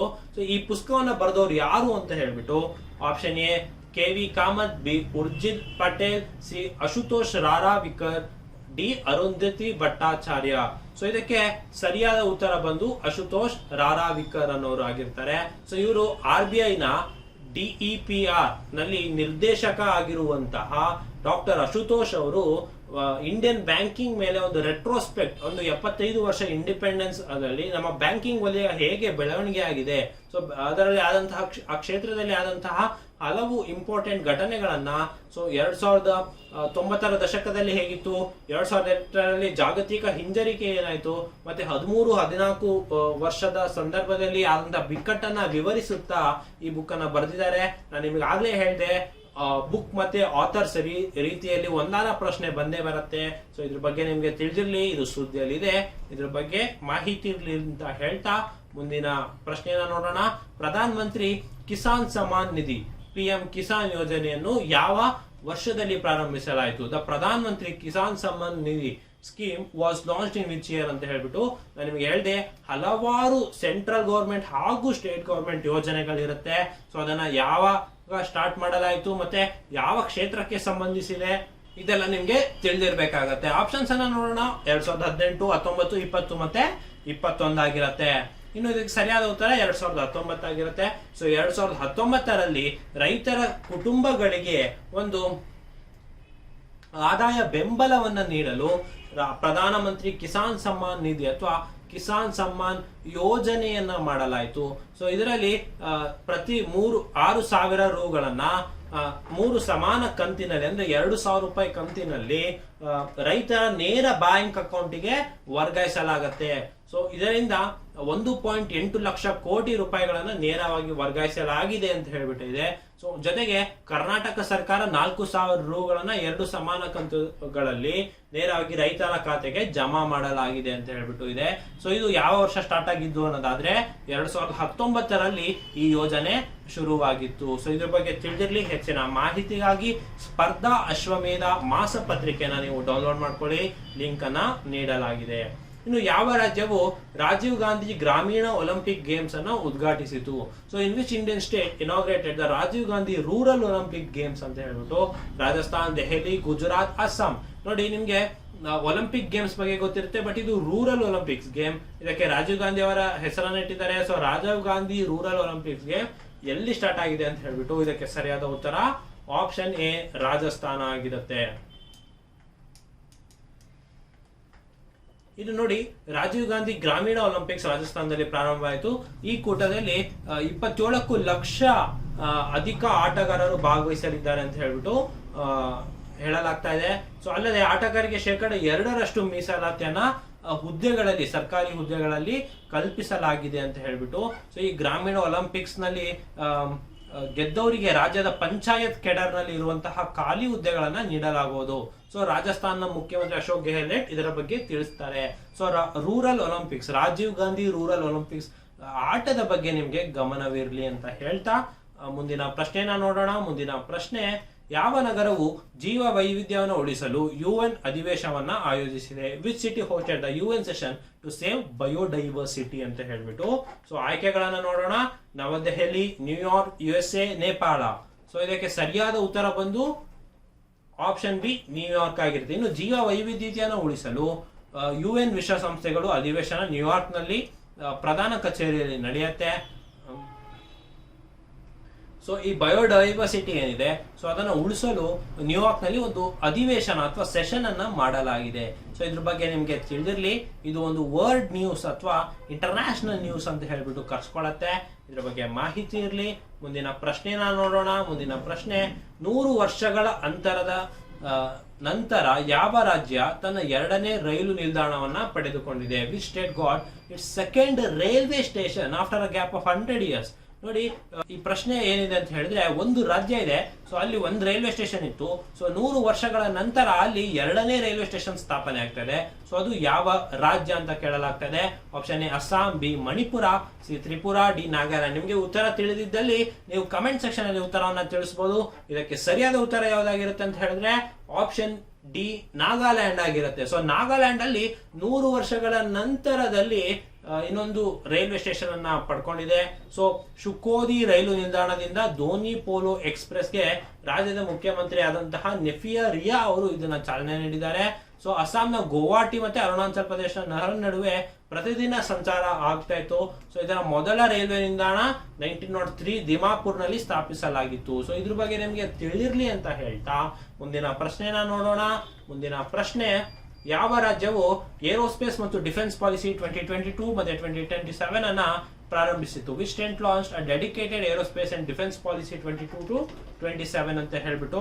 ಸೊ ಕರ್ನಾಟಕ, ಮಹಾರಾಷ್ಟ್ರ, ನವದೆಹಲಿ, ಬಿಹಾರ್. ಸೊ ಇದಕ್ಕೆ ಸರಿಯಾದ ಉತ್ತರ ಯಾವ್ದಾಗಿರುತ್ತೆ ಅಂತ ಹೇಳಿದ್ರೆ ಕರ್ನಾಟಕ ಆಗಿರುತ್ತೆ. ಸೊ ನಿಮ್ಗೆ ಗೊತ್ತಿರ್ಬೋದು, ನೀವು ಕೇಂದ್ರ ಸರ್ಕಾರದಲ್ಲಿ ಈ ರೀತಿ ಡಿಫೆನ್ಸ್ ಪಾಲಿಸಿನ ನೋಡಿರ್ತೀರಾ. ಸೊ ನಮ್ಮ ರಾಜ್ಯ ಸರ್ಕಾರದಲ್ಲಿ ಯಾವ ರೀತಿ ಅಂತ ಹೇಳಿದ್ರೆ, ನಮ್ಮಲ್ಲಿ ಏರೋಸ್ಪೇಸ್ ಮತ್ತೆ ಡಿಫೆನ್ಸ್ ವಲಯದಲ್ಲಿ ಹೂಡಿಕೆಯನ್ನ ಹೆಚ್ಚಿಸಲು ಅಥವಾ ಉತ್ತೇಜಿಸಲು ಈ ರೀತಿಯಾದಂತಹ ಒಂದು ಪಾಲಿಸಿಯನ್ನ ಮಾಡಿದೆ ರಾಜ್ಯ ಸರ್ಕಾರ. ಸೊ ಇದು ಕರ್ನಾಟಕದಲ್ಲಿ ಈ ರೀತಿಯಾದಂತಹ ಒಂದು ಪಾಲಿಸಿ ಆಗಿದೆ. ಮುಂದಿನ ಪ್ರಶ್ನೆನ ನೋಡೋಣ. ಯಾವ ರಾಜ್ಯವ ಸಿಎಂ ಉದ್ಯಮ್ ಕಿಲಾಡಿ ಉನ್ನಯನ್ ಯೋಜನೆಯನ್ನ ಪ್ರಾರಂಭಿಸಿತು? Which state launch the CM Udyam Khiladi Unnayan ಯೋಜನಾ ಅಂತ ಹೇಳ್ಬಿಟ್ಟು. ಸೊ ಇದೊಂದು ಯೋಜನೆ, ಇದು ಯಾವ ರಾಜ್ಯದ್ದು ಅಂತ ಕೇಳ್ತಾ ಇದ್ದಾರೆ. Option A Uttar Pradesh, B Uttarakhand, C Assam, D Bihar. ನಿಮಗೆ 5 ಸೆಕೆಂಡ್ಗಳ ಕಾಲಾವಕಾಶ ಇರುತ್ತೆ, ನೀವು ತಿಳಿಸಬಹುದು. ಇನ್ನು ಸರಿಯಾದ ಉತ್ತರವನ್ನು ನೋಡೋಣ. ಆಪ್ಷನ್ ಬಿ ಉತ್ತರಾಖಂಡ್ ಆಗಿರುತ್ತೆ. ಇನ್ನು ಉತ್ತರಾಖಂಡ್ ನ ಮುಖ್ಯಮಂತ್ರಿ ಆದಂತಹ ಪುಷ್ಕರ್ ಸಿಂಗ್ ಧಾಮಿ ಅವರು ಸಿಎಂ ಉದ್ಯಮ್ ಕಿಲಾಡಿ ಉನ್ನಯನ್ ಯೋಜನೆಯನ್ನ ಪ್ರಾರಂಭಿಸಿದ್ದಾರೆ. ಈ ಯೋಜನೆಯಲ್ಲಿ 1950 ಬಾಲಕರು ಮತ್ತೆ ಬಾಲಕಿಯರನ್ನ ಕ್ರೀಡಾ ವಿದ್ಯಾರ್ಥಿ ವೇತನ ನೀಡಲಾಗುತ್ತೆ. ಸೊ ಹೇಗೆ ಸ್ಪೋರ್ಟ್ಸ್ ಸ್ಕಾಲರ್ಶಿಪ್ ಅಂತ ಏನ್ ಕರಿತೀವಿ, ಸೊ ಅದಕ್ಕಾಗಿ ಸಿಎಂ ಉದ್ಯಮ್ ಕಿಲಾಡಿ ಉನ್ನಯನ್ ಯೋಜನಾ ಅಂತ ಹೇಳ್ಬಿಟ್ಟು ಉತ್ತರಾಖಂಡ್ ಅಲ್ಲಿ ಸ್ಟಾರ್ಟ್ ಮಾಡಲಾಗಿದ್ದಾರೆ. ಇದರಲ್ಲಿ ಶೇಕಡ ಒಂದು 2000 ಬಾಲಕರು ಮತ್ತೆ ಬಾಲಕಿಯರಿಗೆ ಇದು ಉಪಯುಕ್ತವಾಗಲಿದೆ ಅಥವಾ ಸ್ಕಾಲರ್ಶಿಪ್ ಅನ್ನ ಪಡೆಯಲಿದ್ದಾರೆ. ಇನ್ನು ಮುಂದಿನ ಪ್ರಶ್ನೆ ನೋಡೋಣ. ನಬಾರ್ಡ್ ಯಾವ ರಾಜ್ಯದ ಗ್ರಾಮೀಣ ಮೂಲ ಸೌಕರ್ಯಗಳ ಯೋಜನೆಗೆ 230 ಕೋಟಿಗಳು ನೀಡಿತು? ಸೊ ನಬಾರ್ಡ್ ಗೊತ್ತು ನಿಮ್ಗೆ, ಒಂದು ಅಗ್ರಿಕಲ್ಚರಲ್ ಬೇಸ್ಡ್ ಬ್ಯಾಂಕ್ಸ್ ಆಗಿದೆ. ಸೊ ಅದು as approved an allocation of rupees 230 crores for rural infrastructure projects in which state ಅಂತ ಹೇಳ್ಬಿಟ್ಟು. ಸೊ ಅದು ಒಂದು ಕಡೆ 230 ಕೋಟಿಯಷ್ಟು ಒಂದು ಮೂಲ ಸೌಕರ್ಯ ಯೋಜನೆಗಾಗಿ ತನ್ನ ಹಣವನ್ನು ನೀಡಿದೆ. ಸೊ ಅದು ಯಾವ ರಾಜ್ಯದಲ್ಲಿ ಅಂದ್ರೆ ಅಸ್ಸಾಂ, ಮಣಿಪುರ್, ಬಿಹಾರ್, ಮಿಜೋರಾಂ. ಸೊ ನಿಮ್ಗೆ ಉತ್ತರ ಗೊತ್ತಿದ್ದಲ್ಲಿ ನೀವು ಕಮೆಂಟ್ ಸೆಕ್ಷನ್ ಅಲ್ಲಿ ತಿಳಿಸಬಹುದು.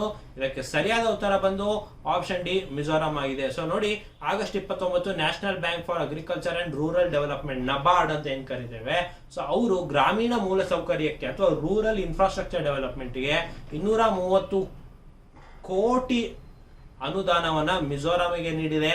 ಸೊ ಮಿಜೋರಾಂ ನ ಪ್ರಾದೇಶಿಕ ಕಚೇರಿ ಜನರಲ್ ಮ್ಯಾನೇಜರ್ ಪ್ರಸಾದ್ ರಾವ್ ಅವರೇನಿದ್ದಾರೆ, ಸೊ ಅವರು ನಬಾರ್ಡ್ ಅಧ್ಯಕ್ಷರ ಯೋಜನೆಯಿಂದ ಈ ಮಂಜೂರಾತಿಯನ್ನ ಪಡೆದಿದ್ದಾರೆ. 95-96 ಅಲ್ಲಿ ಗ್ರಾಮೀಣ ನಿಧಿ ಪ್ರಾರಂಭವಾಗಿತ್ತು. ಸೊ ನಬಾರ್ಡ್ ಗ್ರಾಮೀಣ ಭಾಗದಲ್ಲಿ ರಸ್ತೆಗಳು, ಸೇತುವೆಗಳು, ಕುಡಿಯುವ ನೀರು, ಆರೋಗ್ಯ ಮತ್ತೆ ಮುಂತಾದ ಮೂಲ ಸೌಕರ್ಯಗಳಿಗೆ ಅನುದಾನ ನೀಡುತ್ತೆ. ಸೊ ಇದ್ರ ಬಗ್ಗೆ ನಿಮ್ಗೆ ತಿಳಿದಿರ್ಲಿ.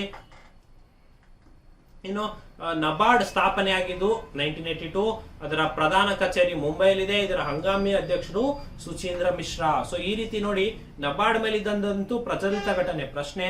ಸೊ ಅದಕ್ಕೆ ಸಂಬಂಧಪಟ್ಟಂತ ಒಂದು ಸ್ಟ್ರಾಟಜಿಗೆ ನಬಾರ್ಡ್ ಯಾವಾಗ ಸ್ಟಾರ್ಟ್ ಆಗಿತ್ತು, ಅದರ ಹೆಡ್ ಕ್ವಾರ್ಟರ್ಸ್ ಎಲ್ಲಿದೆ, ಅದರ ಅಧ್ಯಕ್ಷರು ಯಾರು, ಈ ರೀತಿಯಾದ ಪ್ರಶ್ನೆಗಳನ್ನು ಸಹ ನೀವು ಓದ್ಕೋಬೇಕಾಗತ್ತೆ.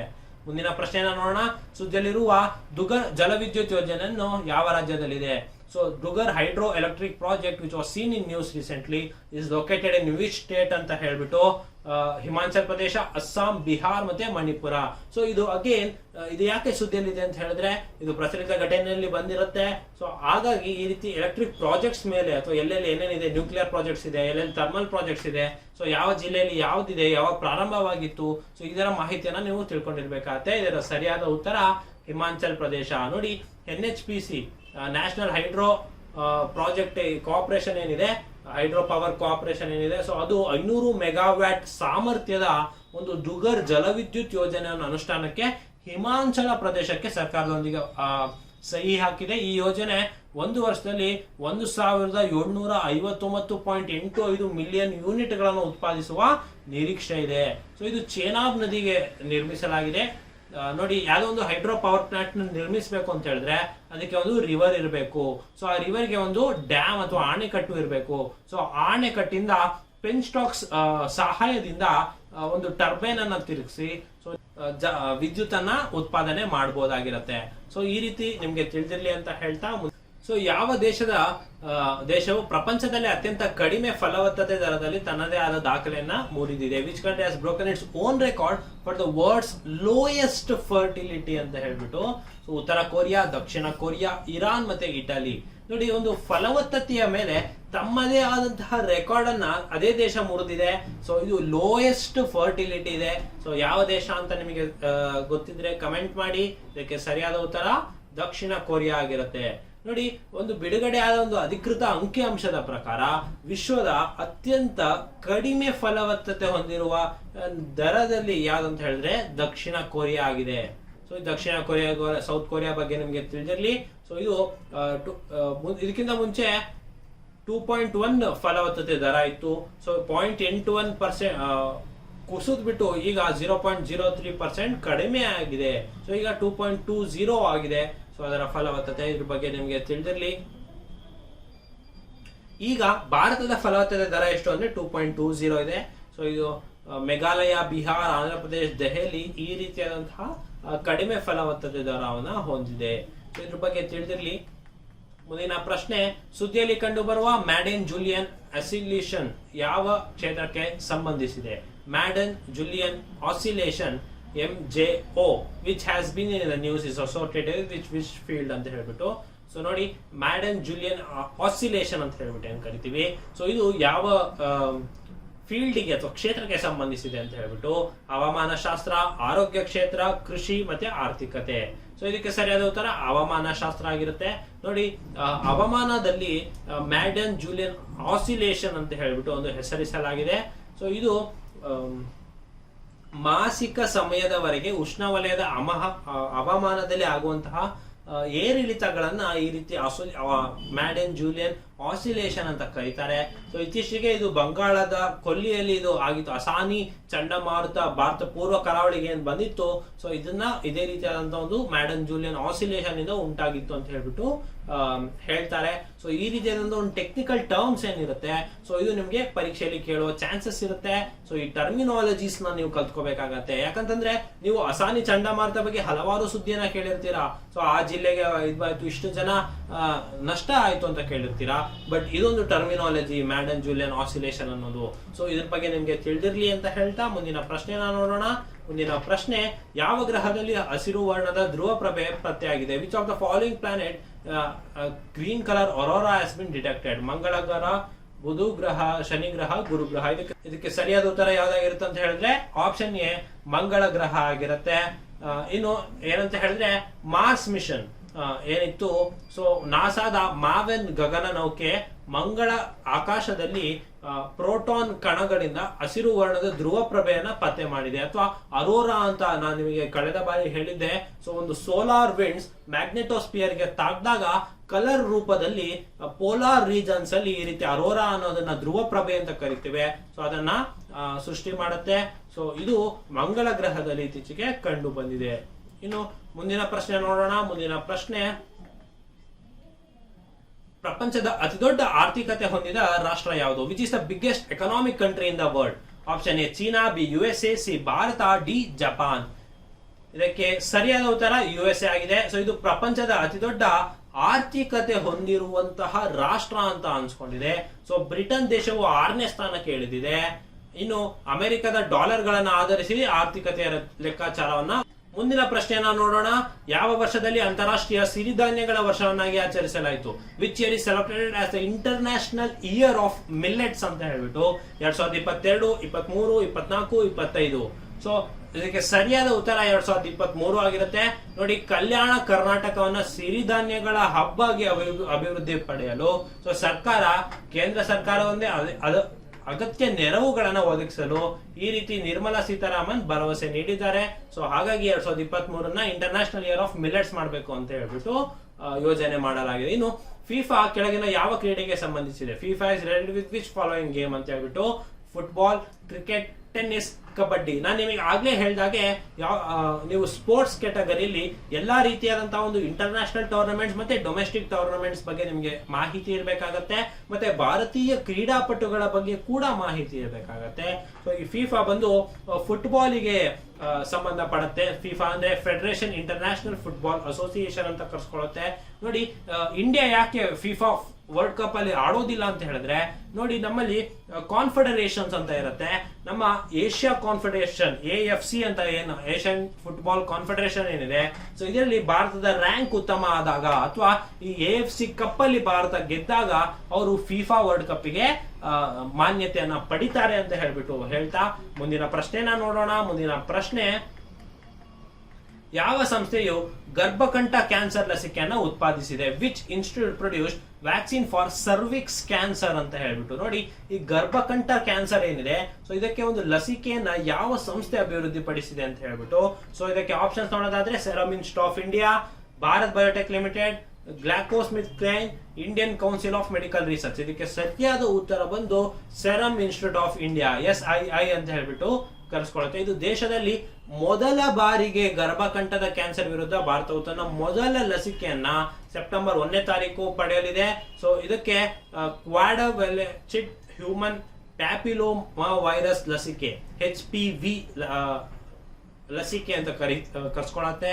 ಸೊ ಇದು ಸೆರಮ್ ಇನ್ಸ್ಟಿಟ್ಯೂಟ್ ಆಫ್ ಇಂಡಿಯಾ ಅಥವಾ ಬಯೋಟೆಕ್ನಾಲಜಿ ಇಲಾಖೆಯಿಂದ ಇದನ್ನು ಅಭಿವೃದ್ಧಿ ಪಡಿಸಿದೆ. So serum institute of India ಎಲ್ಲಿದೆ ಅಂತ ಹೇಳಿದ್ರೆ ಮಹಾರಾಷ್ಟ್ರದ ಪೂನಾದಲ್ಲಿದೆ. ಸೊ ಇದ್ರ ಬಗ್ಗೆ ನಿಮ್ಗೆ ತಿಳಿದಿರ್ಲಿ ಅಂತ ಹೇಳ್ತಾ ಮುಂದಿನ ಪ್ರಶ್ನೆನ ನೋಡೋಣ. ಕರ್ನಾಟಕ ಸರ್ಕಾರದ ಪುಣ್ಯಕೋಟಿ ದತ್ತು ಯೋಜನೆ ರಾಯಭಾರಿಯಾಗಿ ಯಾರು ನೇಮಕಗೊಂಡಿದ್ದಾರೆ? Who is appointed as the ambassador of the Karnataka Punyakoti adoption scheme? Sudeep, Darshan, Shivaraj Kumar, Yash. ನಿಮಗೆ ಗೊತ್ತಿರಬಹುದು, ಈ ಕರ್ನಾಟಕ ಪುಣ್ಯಕೋಟಿ ಅಡಾಪ್ಷನ್ ಅಥವಾ ಪುಣ್ಯಕೋಟಿ ದತ್ತು ಯೋಜನೆಯ ರಾಯಭಾರಿಯಾಗಿ ಯಾರು ನೇಮಕಗೊಂಡಿದ್ದಾರೆ ಅಂತ ಹೇಳ್ಬಿಟ್ಟು. ಸೊ ಇದು ಕೂಡ ನಿಮ್ಗೆ ಬಹಳ ಪ್ರಮುಖವಾಗತ್ತೆ. ಇದಕ್ಕೆ ಸರಿಯಾದ ಉತ್ತರ ಸುದೀಪ್ ಅವರಾಗಿರ್ತಾರೆ. ಸೊ ಇದು ಯಾವ ಯೋಜನೆ ಅಂತ ಹೇಳಿದ್ರೆ, ಇದು ಪಶು ಸಂಗೋಪನಾ ಇಲಾಖೆ ಅಡಿಯಲ್ಲಿ ಬರುತ್ತೆ. ಸೊ ಇದು ಗೋಶಾಲೆಯಲ್ಲಿ ಹಸುಗಳನ್ನ ದತ್ತು ಪಡೆಯಲು ಮತ್ತೆ ಸರ್ಕಾರಿ ಖಾಸಗಿ ಸಂಸ್ಥೆಗಳನ್ನ ಪ್ರೋತ್ಸಾಹಿಸಲು ಈ ಪುಣ್ಯಕೋಟಿ ದತ್ತು ಯೋಜನೆ ಆಗಿದೆ. ಸೊ ಇದಕ್ಕೆ ಚಲನಚಿತ್ರ ನಟರಾದಂತಹ ಸುದೀಪ್ ಅವರು ಇದಕ್ಕೆ ರಾಯಭಾರಿಯಾಗಿ ನೇಮಕವಾಗಿದ್ದಾರೆ. ಸೊ ಇದನ್ನ ಪಶುಸಂಗೋಪನಾ ಇಲಾಖೆ ಹೇಳಿದೆ ಅಂತ ಹೇಳ್ತಾ ಮುಂದಿನ ಕ್ವಶನ್ ಅನ್ನ ನೋಡೋಣ. ಇತ್ತೀಚೆಗೆ ಭಾರತದ ಯಾವ ರಾಜ್ಯದಲ್ಲಿ ಭ್ರಷ್ಟಾಚಾರ ನಿಗ್ರಹ ದಳವನ್ನ ರದ್ದು ಮಾಡಲು ಹೈಕೋರ್ಟ್ ಆದೇಶ ನೀಡಿದೆ? So which of the following state high court order to disband anti corruption bureau? Kerala, Maharashtra, Karnataka ಮತ್ತೆ ಗೋವಾ ಇದೆ. ಸೊ ನಿಮ್ಗೆ ಯಾವ ರಾಜ್ಯ ಹೈಕೋರ್ಟ್ ತನ್ನ ರಾಜ್ಯದಲ್ಲಿರುವಂತಹ ಒಂದು ಆಂಟಿ ಕರಪ್ಷನ್ ಬ್ಯೂರೋ ಏನಿದೆ, ಸೊ ಅದನ್ನ ರದ್ದು ಮಾಡಲು ಕೇಳ್ಕೊಂಡಿದೆ ಅಂತ ಹೇಳಿದ್ರೆ ಇದಕ್ಕೆ ಸರಿಯಾದ ಉತ್ತರ ಕರ್ನಾಟಕ.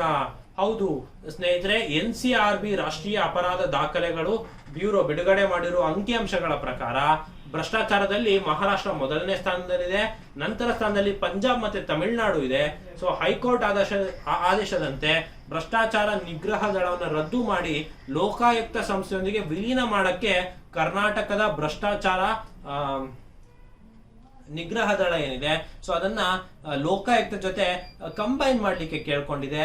ಸೊ ಭ್ರಷ್ಟಾಚಾರದಲ್ಲಿ ಕರ್ನಾಟಕ 4ನೇ ಸ್ಥಾನ ಪಡೆದಿದೆ. ಸೊ ಇದ್ರ ಬಗ್ಗೆ ಹೈಕೋರ್ಟ್ ತಿಳಿಸಿದೆ ಅಂತ ಹೇಳ್ತಾ ಇದ್ರ ಬಗ್ಗೆ ವಿಚಾರ ತಿಳಿದಿರ್ಲಿ. ಮುಂದಿನ ಪ್ರಶ್ನೆಯನ್ನ ನೋಡೋಣ. ರಾಷ್ಟ್ರೀಯ ಸಿನಿಮಾ ದಿನ ಯಾವಾಗ ಆಚರಿಸಲಾಗುತ್ತದೆ? National cinema day celebrated September 14, September 16, October 14, October 16. ನೋಡಿ, ನಾನು ನಿಮ್ಗೆ ಆಗ್ಲೇ ಹೇಳಿದೆ ದಿನಗಳು, ಪ್ರಮುಖ ದಿನಗಳು ಮತ್ತೆ ಅದರ ವಿಶೇಷತೆಗಳ ಬಗ್ಗೆ ಮತ್ತೆ ಆ ದಿನ ಆಚರಿಸುವಂತಹ ಥೀಮ್ ಬಗ್ಗೆ ನಿಮ್ಗೆ ಮಾಹಿತಿ ಇರಬೇಕಾಗತ್ತೆ. ಸೊ ಈ ನ್ಯಾಷನಲ್ ಸಿನಿಮಾ ಡೇ ಅನ್ನ ಯಾವಾಗ ಸೆಲೆಬ್ರೇಟ್ ಮಾಡ್ತಾರೆ ಅಂತ ಹೇಳ್ಬಿಟ್ಟು, ಸೊ ನಿಮಗೆ 5 ಸೆಕೆಂಡ್ಗಳ ಕಾಲಾವಕಾಶ ಇರುತ್ತೆ. ಸರಿಯಾದ ಉತ್ತರ ಯಾವ್ದಾಗಿರುತ್ತೆ ಅಂತ ಹೇಳಿದ್ರೆ ಸೆಪ್ಟೆಂಬರ್ 16. ನೋಡಿ, ಭಾರತದಲ್ಲಿ ಸೆಪ್ಟೆಂಬರ್ 16 ಅನ್ನು ನ್ಯಾಷನಲ್ ಸಿನಿಮಾ ಡೇ ಅಥವಾ ರಾಷ್ಟ್ರೀಯ ಸಿನಿಮಾ ದಿನವನ್ನಾಗಿ ಆಚರಿಸಲಾಗುತ್ತೆ. ಸೊ ಅಂದಿನ ದಿನ ಮಲ್ಟಿಪ್ಲೆಕ್ಸ್ ಅಸೋಸಿಯೇಷನ್ ಆಫ್ ಇಂಡಿಯಾ ಮತ್ತೆ ಮಲ್ಟಿಪ್ಲೆಕ್ಸ್ ಸಿನಿಮಾ ಟಿಕೆಟ್ ದರವನ್ನ ಕೇವಲ 75 ರೂಪಾಯಿಯನ್ನ ಮಾಡಲಾಗುತ್ತೆ. ಇದ್ರ ಬಗ್ಗೆ ತಿಳಿದಿರ್ಲಿ ಅಂತ ಹೇಳ್ತಾ ಮುಂದಿನ ಕ್ವಶನ್ ನೋಡೋಣ. ರಾಷ್ಟ್ರೀಯ ಲೋಕ್ ಅದಾಲತ್ ಯಾವ ದಿನವನ್ನ ಹಮ್ಮಿಕೊಳ್ಳಲಾಗಿದೆ? National Lok Adalat day is celebrated on ಅಂತ ಹೇಳ್ಬಿಟ್ಟು, so November 11, November 12, November 13, November 14. ನಿಮಗೆ ಸರಿಯಾದ ಉತ್ತರ ತಿಳಿದಿದ್ದಲ್ಲಿ ನೀವು ಕಮೆಂಟ್ ಸೆಕ್ಷನ್ ಅಲ್ಲಿ ತಿಳಿಸಬಹುದು. ಇದಕ್ಕೆ ಸರಿಯಾದ ಉತ್ತರ ಬಂದು ನವೆಂಬರ್ 12. ಇನ್ನು ನೋಡಿ, ಕರ್ನಾಟಕ ರಾಜ್ಯ ಕಾನೂನು ಸೇವೆಗಳ ಪ್ರಾಧಿಕಾರದ ವತಿಯಿಂದ ನವೆಂಬರ್ 12ನೇ ತಾರೀಕು ರಾಜ್ಯಾದ್ಯಂತ ರಾಷ್ಟ್ರೀಯ ಲೋಕ್ ಅದಾಲತ್ ಅನ್ನ ಹಮ್ಮಿಕೊಳ್ಳಲಾಗಿದೆ. ಸೊ ಇದು ಸಾರ್ವಜನಿಕರು ನ್ಯಾಯದಲ್ಲಿ ಬಾಕಿ ಇರುವ ಪ್ರಕರಣಗಳನ್ನು ಇತ್ಯರ್ಥಪಡಿಸಿಕೊಳ್ಳಲು ಇಚ್ಛಿಸಿದ್ದಲ್ಲಿ ಮುಂಚಿತವಾಗಿ ಸಂಬಂಧಪಟ್ಟ ಜಿಲ್ಲಾ ಕಾನೂನು ಸೇವೆಗಳ ಪ್ರಾಧಿಕಾರಕ್ಕೆ ಮತ್ತೆ ತಾಲೂಕು ಕಾನೂನು ಸೇವಾ ಪ್ರಾಧಿಕಾರಿಗಳಿಗೆ ಸಂಪರ್ಕಿಸಿ ಮಾಹಿತಿಯನ್ನ ಪಡೆದುಕೊಳ್ಬಹುದು. ಸೊ ಇದನ್ನ ನ್ಯಾಷನಲ್ ಲೋಕ್ ಅದಾಲತ್ ಡೇ ಅಂತ ಸೆಲೆಬ್ರೇಟ್ ಮಾಡ್ತಾರೆ ನವೆಂಬರ್ 12. ಸೊ ಇದ್ರ ಬಗ್ಗೆ ತಿಳಿದಿರ್ಲಿ ಅಂತ ಹೇಳ್ತಾ ಮುಂದಿನ ಪ್ರಶ್ನೆನ ನೋಡೋಣ. ಆಫ್ರಿಕಾದಿಂದ ಬಂದ ಚೀತಾಗಳನ್ನು ಭಾರತದ ಯಾವ ರಾಷ್ಟ್ರೀಯ ಉದ್ಯಾನವನದಲ್ಲಿ ಇರಿಸಲಾಗಿದೆ? In which of the following national park African cheetahs are reallocated? So Bandipur ರಾಷ್ಟ್ರೀಯ ಉದ್ಯಾನವನ, ಕೂನೋ ರಾಷ್ಟ್ರೀಯ ಉದ್ಯಾನ, ಕಾಜಿರಂಗ ರಾಷ್ಟ್ರೀಯ ಉದ್ಯಾನ, ಬಾಂಧವಘಡ್ ರಾಷ್ಟ್ರೀಯ ಉದ್ಯಾನ. ನಿಮಗೆ ಇದರ ಬಗ್ಗೆ ಮಾಹಿತಿ ಇರುತ್ತೆ. ಸೊ ಉತ್ತರ ಗೊತ್ತಿದ್ದಲ್ಲಿ ಕಮೆಂಟ್ ಸೆಕ್ಷನ್ ಅಲ್ಲಿ ತಿಳಿಸಿ. ಇದಕ್ಕೆ ಸರಿಯಾದ ಉತ್ತರ ಬಂದು ಕೂನೋ ರಾಷ್ಟ್ರೀಯ ಉದ್ಯಾನ. ಸೊ ಚೀತಾಗಳನ್ನ ನಮೀಬಿಯಾದಿಂದ ಪ್ರಾಜೆಕ್ಟ್ ಚೀತಾ ಯೋಜನೆ ಅಡಿಯಲ್ಲಿ ತೆರವುಗೊಳಿಸಲಾಗಿತ್ತು. ಇದು ಜೈವಿಕ ವೈವಿಧ್ಯತೆಯನ್ನು ಹೆಚ್ಚಿಸಲು ಇದು ಕಾರಣಲಾಗುತ್ತೆ. ಸುಮಾರು 70 ವರ್ಷಗಳ ನಂತರ ಚೀತಾಗಳು ಭಾರತಕ್ಕೆ ಆಗಮಿಸಿತ್ತು. ಸೊ ಇದು ಎಲ್ಲಿ ಇಳಿಸಿದ್ದಾರೆ ಅಂತ ಹೇಳಿದ್ರೆ ಕೂನೋ ರಾಷ್ಟ್ರೀಯ ಉದ್ಯಾನವನದಲ್ಲಿ ಇದನ್ನ ಇಟ್ಟಿದ್ದಾರೆ. ಇದು ಆಫ್ರಿಕಾದ ನಮೀಬಿಯಾ ಇಂದ ಇದನ್ನ ತರಿಸಲಾಗಿತ್ತು. ಸೊ ಇದ್ರ ಬಗ್ಗೆ ತಿಳಿದಿರಲಿ. ಮುಂದಿನ ಪ್ರಶ್ನೆನ ನೋಡೋಣ. ಕೆಳಗಿನ ಯಾವ ದೇಶಗಳು ವೋಸ್ಟಾಕ್ 2022 ಸಮರಾಭ್ಯಾಸದಲ್ಲಿ ಭಾಗಿಯಾಗಿದ್ವು? Which of the following countries are participated in Vostok 2022 exercise? ನೋಡಿ, ನಾನು ನಿಮಗೆ ಆಗ್ಲೇ ಹೇಳಿದೆ, ಒಂದು ಡಿಫೆನ್ಸ್ ಎಕ್ಸರ್ಸೈಸ್ ಅಥವಾ ನೇವಿ ಎಕ್ಸರ್ಸೈಸ್ ಏನಿದೆ, ಸೊ 2 ಜಂಟಿ ದೇಶಗಳ ನಡುವೆ ಆಗುತ್ತೆ.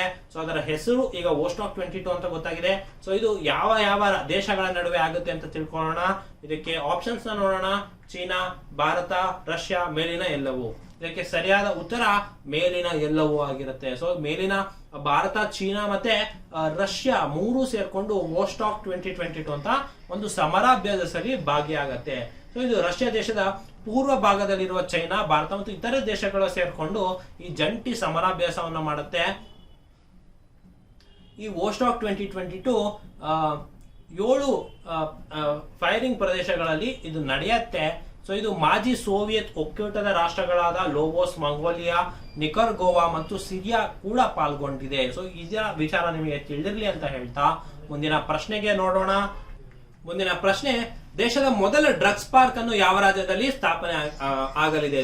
National first drugs park is established in which state ಅಂತ ಹೇಳ್ಬಿಟ್ಟು, ಕರ್ನಾಟಕ, ಗುಜರಾತ್, ಮಣಿಪುರ, ಬಿಹಾರ್.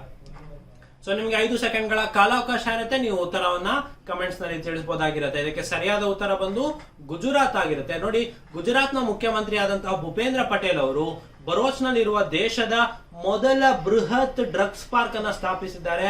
ಸೊ 2020 ಜುಲೈ 27ರಂದು ಭಾರತ ಸರ್ಕಾರ ರಾಸಾಯನಿಕ ಮತ್ತು ರಸಗೊಬ್ಬರ ಸಚಿವಾಲಯ ಫಾರ್ಮಸ್ಯೂಟಿಕಲ್ಸ್ ಇಲಾಖೆ ಏನಿದೆ, ಸೊ ಅವರು ಬೃಹತ್ ಡ್ರಗ್ಸ್ ಪಾರ್ಕ್ ಗಳ ಪ್ರಚಾರವನ್ನ ಯೋಜನೆ ಮಾಡಿತ್ತು. ಸೊ ಇದರಿಂದ ಏನು ಫರ್ಟಿಲೈಸರ್ಸ್ ಅಥವಾ ಫಾರ್ಮಸ್ಯೂಟಿಕಲ್ಸ್ ಇಂಡಸ್ಟ್ರೀಸ್ ಏನಿದೆ, ಸೊ ಇದಕ್ಕೆ ಹಲವಾರು ಉತ್ತೇಜನವನ್ನು ನೀಡತ್ತೆ ಈ ನ್ಯಾಷನಲ್ ಡ್ರಗ್ಸ್ ಪಾರ್ಕ್ ಅಂತ ಹೇಳ್ತಾ ಮುಂದಿನ ಪ್ರಶ್ನೆಯನ್ನ ನೋಡೋಣ. ಮುಂದಿನ ಪ್ರಶ್ನೆ, ಮಾನವ ಅಭಿವೃದ್ಧಿ ಸೂಚ್ಯಂಕದಲ್ಲಿ ಭಾರತದ ಸ್ಥಾನ ಎಷ್ಟು? The rank of India in human development index. ನೋಡಿ, ಹಲವಾರು ಸೂಚ್ಯಾಂಕಗಳು ನಮಗೆ ಇರುತ್ತೆ. ಸೊ ಆ ಸೂಚ್ಯಾಂಕ ಯಾವ ಸಂಸ್ಥೆಯಿಂದ ನೀಡಲಾಗುತ್ತೆ ಅಥವಾ ಯಾವ ದೇಶದಿಂದ ನೀಡಲಾಗುತ್ತೆ, ಮತ್ತೆ ಅದರಲ್ಲಿ ಭಾರತದ ಸ್ಥಾನ ಎಷ್ಟು, ಕಳೆದ ಬಾರಿ ಭಾರತದ ಸ್ಥಾನ ಎಷ್ಟಿತ್ತು. ಸೊ ಇದರಿಂದ ಬಹಳ ಈ ರೀತಿ ಪ್ರಶ್ನೆಗಳು ನಿಮಗೆ ಪರೀಕ್ಷೆಯಲ್ಲಿ ಕಂಡು ಬರುತ್ತೆ. ಸೊ ಹಾಗಾದ್ರೆ ಹ್ಯೂಮನ್ ಡೆವಲಪ್ಮೆಂಟ್ ಇಂಡೆಕ್ಸ್ ಅಲ್ಲಿ ಭಾರತೀಯ ರ್ಯಾಂಕ್ ಎಷ್ಟಾಗಿರ್ಬೋದು? Option A 131, 132, 142, 135. ಸೊ ನಿಮ್ಗೆ ಸರಿಯಾದ ಉತ್ತರ ಗೊತ್ತಿದ್ದಲ್ಲಿ ನೀವು ಕಮೆಂಟ್ ಸೆಕ್ಷನ್ ಅಲ್ಲಿ ಉತ್ತರವನ್ನು ತಿಳಿಸಬಹುದು. ಇದಕ್ಕೆ ಸರಿಯಾದ ಉತ್ತರ ಬಂದು 132. ಭಾರತದ ಸ್ಥಾನ ಹ್ಯೂಮನ್ ಡೆವಲಪ್ಮೆಂಟ್ ಇಂಡೆಕ್ಸ್ ಅಥವಾ ಮಾನವ ಅಭಿವೃದ್ಧಿ ಸೂಚ್ಯಾಂಕದಲ್ಲಿ 132ನೇ ಸ್ಥಾನ ಇದೆ. ಸೊ ಹಾಗಾದ್ರೆ ಈ ಪಟ್ಟಿಯನ್ನ ಬಿಡುಗಡೆ ಮಾಡೋದು ಯಾರು ಅಂತ ಹೇಳಿದ್ರೆ, ಈ ವರದಿಯನ್ನ ಬಿಡುಗಡೆ ಮಾಡೋದು ಯಾರು ಅಂತ ಹೇಳಿದ್ರೆ, ಇಲ್ಲಿ ಕೊಟ್ಟಿದ್ದಾರೆ ವಿಶ್ವಸಂಸ್ಥೆ ಅಭಿವೃದ್ಧಿ ಯೋಜನೆ ಅಥವಾ UNDP ಅಂತ ಏನಿದೆ. ಸೊ ಇದರಿಂದ ಆರೋಗ್ಯ, ಶಿಕ್ಷಣ, ಸರಾಸರಿ ಆದಾಯ, ಜೀವಿತಾವಧಿ, ಜೀವನ ಗುಣಮಟ್ಟ ಈ ಎಲ್ಲ ವಿಷಯಗಳ ಪ್ಯಾರಾಮೀಟರ್ಸ್ ನ ಕನ್ಸಿಡರ್ ಮಾಡಿಕೊಂಡು ಹ್ಯೂಮನ್ ಡೆವಲಪ್ಮೆಂಟ್ ಇಂಡೆಕ್ಸ್ ಅಥವಾ ಮಾನವ ಅಭಿವೃದ್ಧಿ ಸೂಚ್ಯಾಂಕವನ್ನ UNDP ನೀಡತ್ತೆ. ಸೊ ಇದರಲ್ಲಿ ಭಾರತದ ಸ್ಥಾನ 132 ಇದೆ ಅಂತ ನೀವು ತಿಳ್ಕೊಬೇಕಾಗತ್ತೆ. ಸೊ ಮುಂದಿನ ಪ್ರಶ್ನೆನ ನೋಡೋಣ. ಇತ್ತೀಚೆಗೆ ಯಾವ ರಾಷ್ಟ್ರ ಪರಮಾಣು ಶಕ್ತಿ ರಾಷ್ಟ್ರವೆಂದು ಘೋಷಿಸಿಕೊಂಡಿದೆ? Recently which country announce that is nuclear powered country ಅಂತ ಹೇಳ್ಬಿಟ್ಟು ಚೀನಾ, ದಕ್ಷಿಣ ಕೊರಿಯಾ, ಉತ್ತರ ಕೊರಿಯಾ, ರಷ್ಯಾ.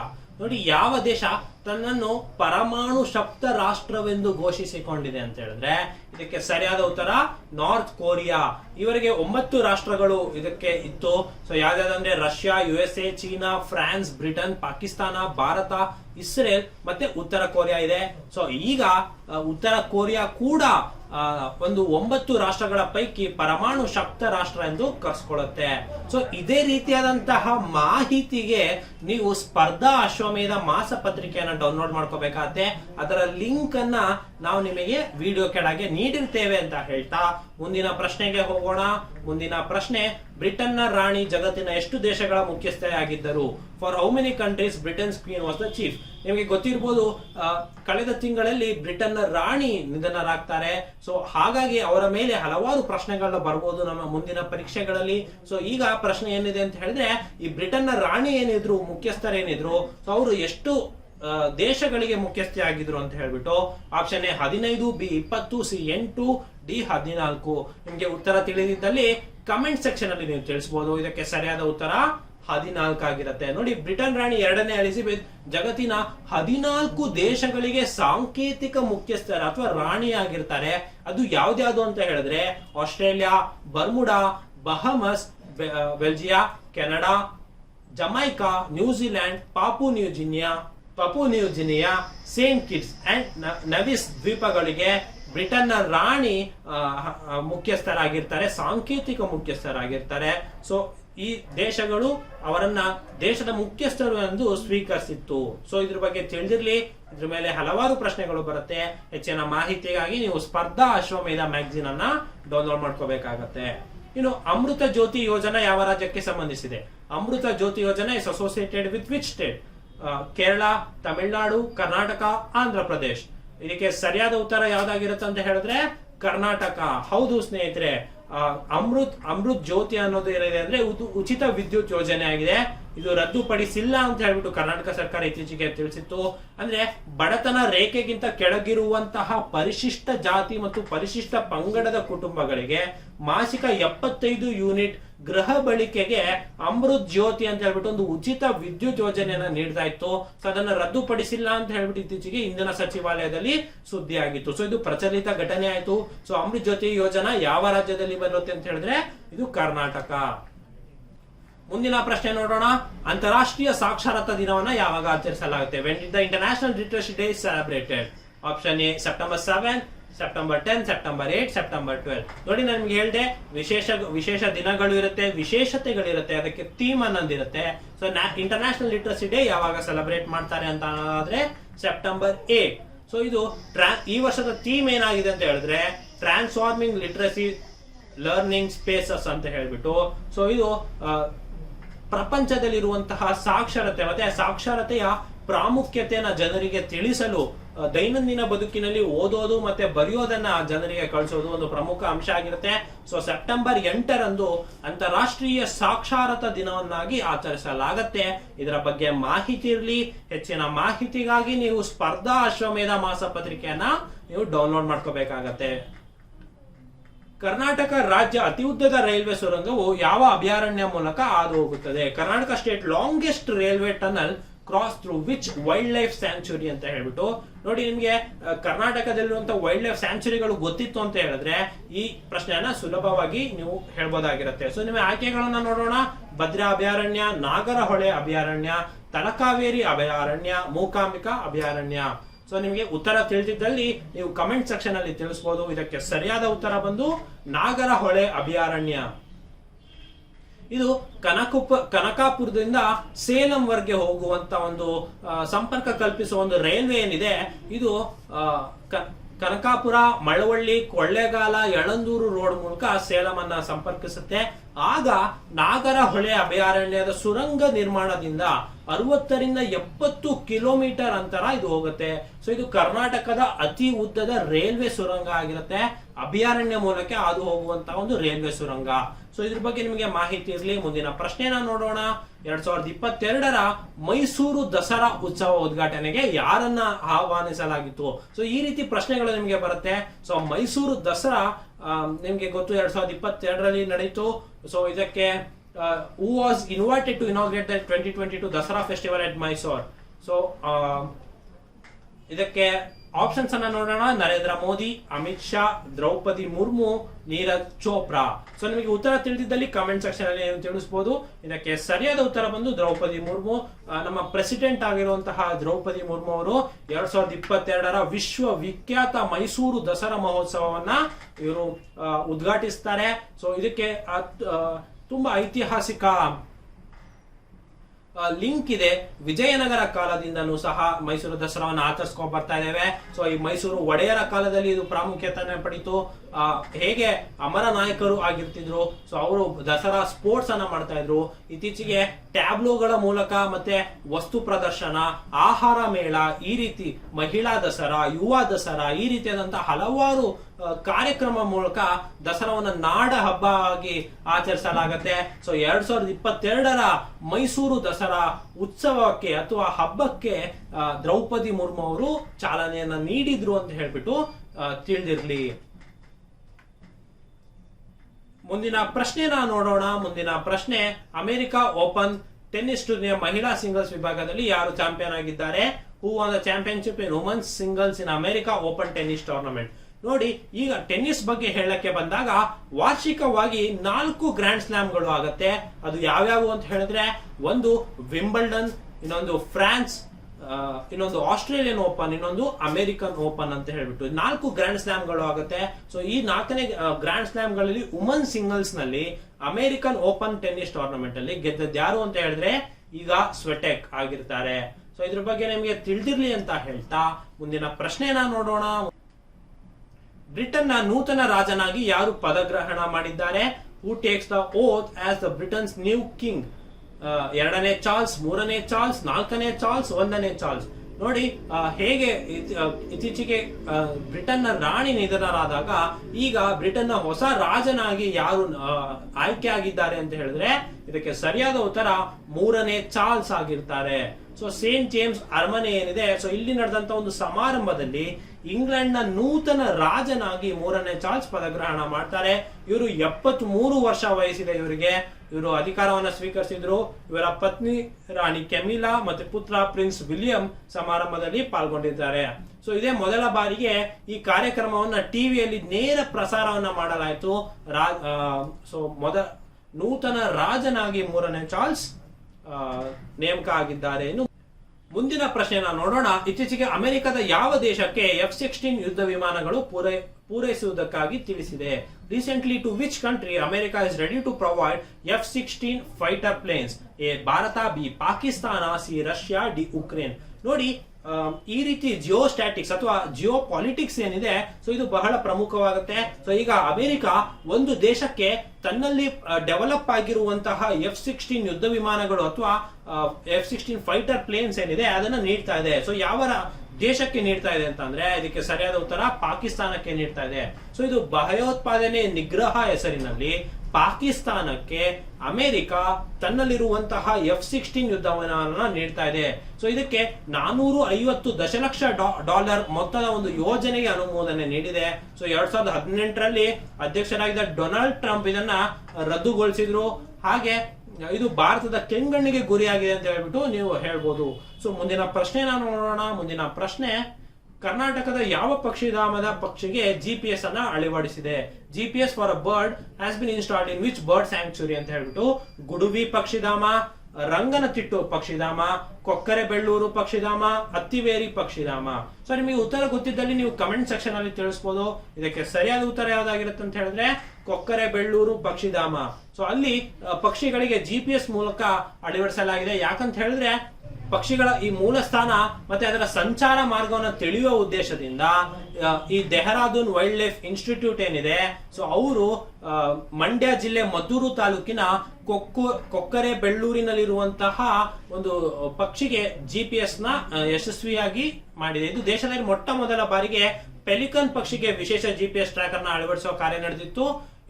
ಈ ಮೂಲಕ ಐತಿಹಾಸಿಕ ದಿನಕ್ಕೆ ಕೊಕ್ಕರೆ ಬೆಳ್ಳೂರು ಪಕ್ಷಿಧಾಮ ಸಾಕ್ಷಿಯಾಗಿತ್ತು ಅಂತ ಹೇಳ್ಬಿಟ್ಟು ಇದು ಮಂಡ್ಯ ಜಿಲ್ಲೆಯಲ್ಲಿದೆ. ಇದ್ರ ಬಗ್ಗೆ ನಿಮಗೆ ತಿಳಿದಿರ್ಲಿ ಅಂತ ಹೇಳ್ತಾ ಮುಂದಿನ ಪ್ರಶ್ನೆಯನ್ನ ನೋಡೋಣ. ಮುಂದಿನ ಪ್ರಶ್ನೆ, ಪ್ರಸ್ತುತ ಜಗತ್ತಿನ ಅತಿ ಉದ್ದದ ಈ ಹೈವೇ ಯಾವ ದೇಶದಲ್ಲಿದೆ? ಪ್ರೆಸೆಂಟ್ಲಿ ವರ್ಲ್ಡ್ಸ್ ಲಾಂಗೆಸ್ಟ್ ಈ highway is located at which country? A Bharat, B Germany, C China, D Russia. ನೋಡಿ, ಪ್ರಪಂಚದ ಅತಿ ಉದ್ದದ ಈ ಹೈವೇ ಯಾವ ದೇಶದಲ್ಲಿ ಕಂಡು ಬರುತ್ತೆ ಅಂತ ಹೇಳಿದ್ರೆ ಇದಕ್ಕೆ ಸರಿಯಾದ ಉತ್ತರ ಬಿ ಜರ್ಮನಿ ಆಗಿರುತ್ತೆ. ಪ್ರಸ್ತುತ ಜರ್ಮನಿ ಬರ್ಲಿನ್ ನಲ್ಲಿರುವ ಜಗತ್ತಿನ ಅತಿ ಉದ್ದದ ಈ ಹೈವೇ ಇದಾಗಿದೆ. ಇದು 109 ಕಿಲೋಮೀಟರ್ ಇದೆ. ಇದು ವಿಶ್ವದ ಅತಿ ದೊಡ್ಡ ಈ ಹೈವೇ ಆಗಿದೆ. ಸೊ ಇದು ಎಲೆಕ್ಟ್ರಿಕ್ ಈ ಹೈವೇ ಅಂತ ಅಂದ್ರೆ ಏನು ಅಂತ ಹೇಳಿದ್ರೆ, ಈಗ ನೋಡಿ ನ್ಯಾಷನಲ್ ಹೈವೇಸ್ ನ ನೀವು ರೋಡ್ಸ್ ನ ನೋಡಿರ್ತೀರಾ. ಈ ಹೈವೇ ಅಂದ್ರೆ ಏನು ಅಂತ ಹೇಳಿದ್ರೆ ಪ್ರಮುಖವಾಗಿ ಇವಿಗಳು, ಇವಿ ಅಂದ್ರೆ ಎಲೆಕ್ಟ್ರಿಕ್ ವೆಹಿಕಲ್ ಗಳು ಒತ್ತು ನೀಡುವುದಕ್ಕಾಗಿ ಈ ಹೈವೇನ ಮಾಡಿರ್ತಾರೆ. ಸೊ ಇದು ಪ್ರಪಂಚದಲ್ಲಿ ಅತಿ ಉದ್ದದ ಈ ಹೈವೇ ಎಲ್ಲಿದೆ ಅಂತ ಹೇಳಿದ್ರೆ ಅದು ಜರ್ಮನಿಯಲ್ಲಿದೆ.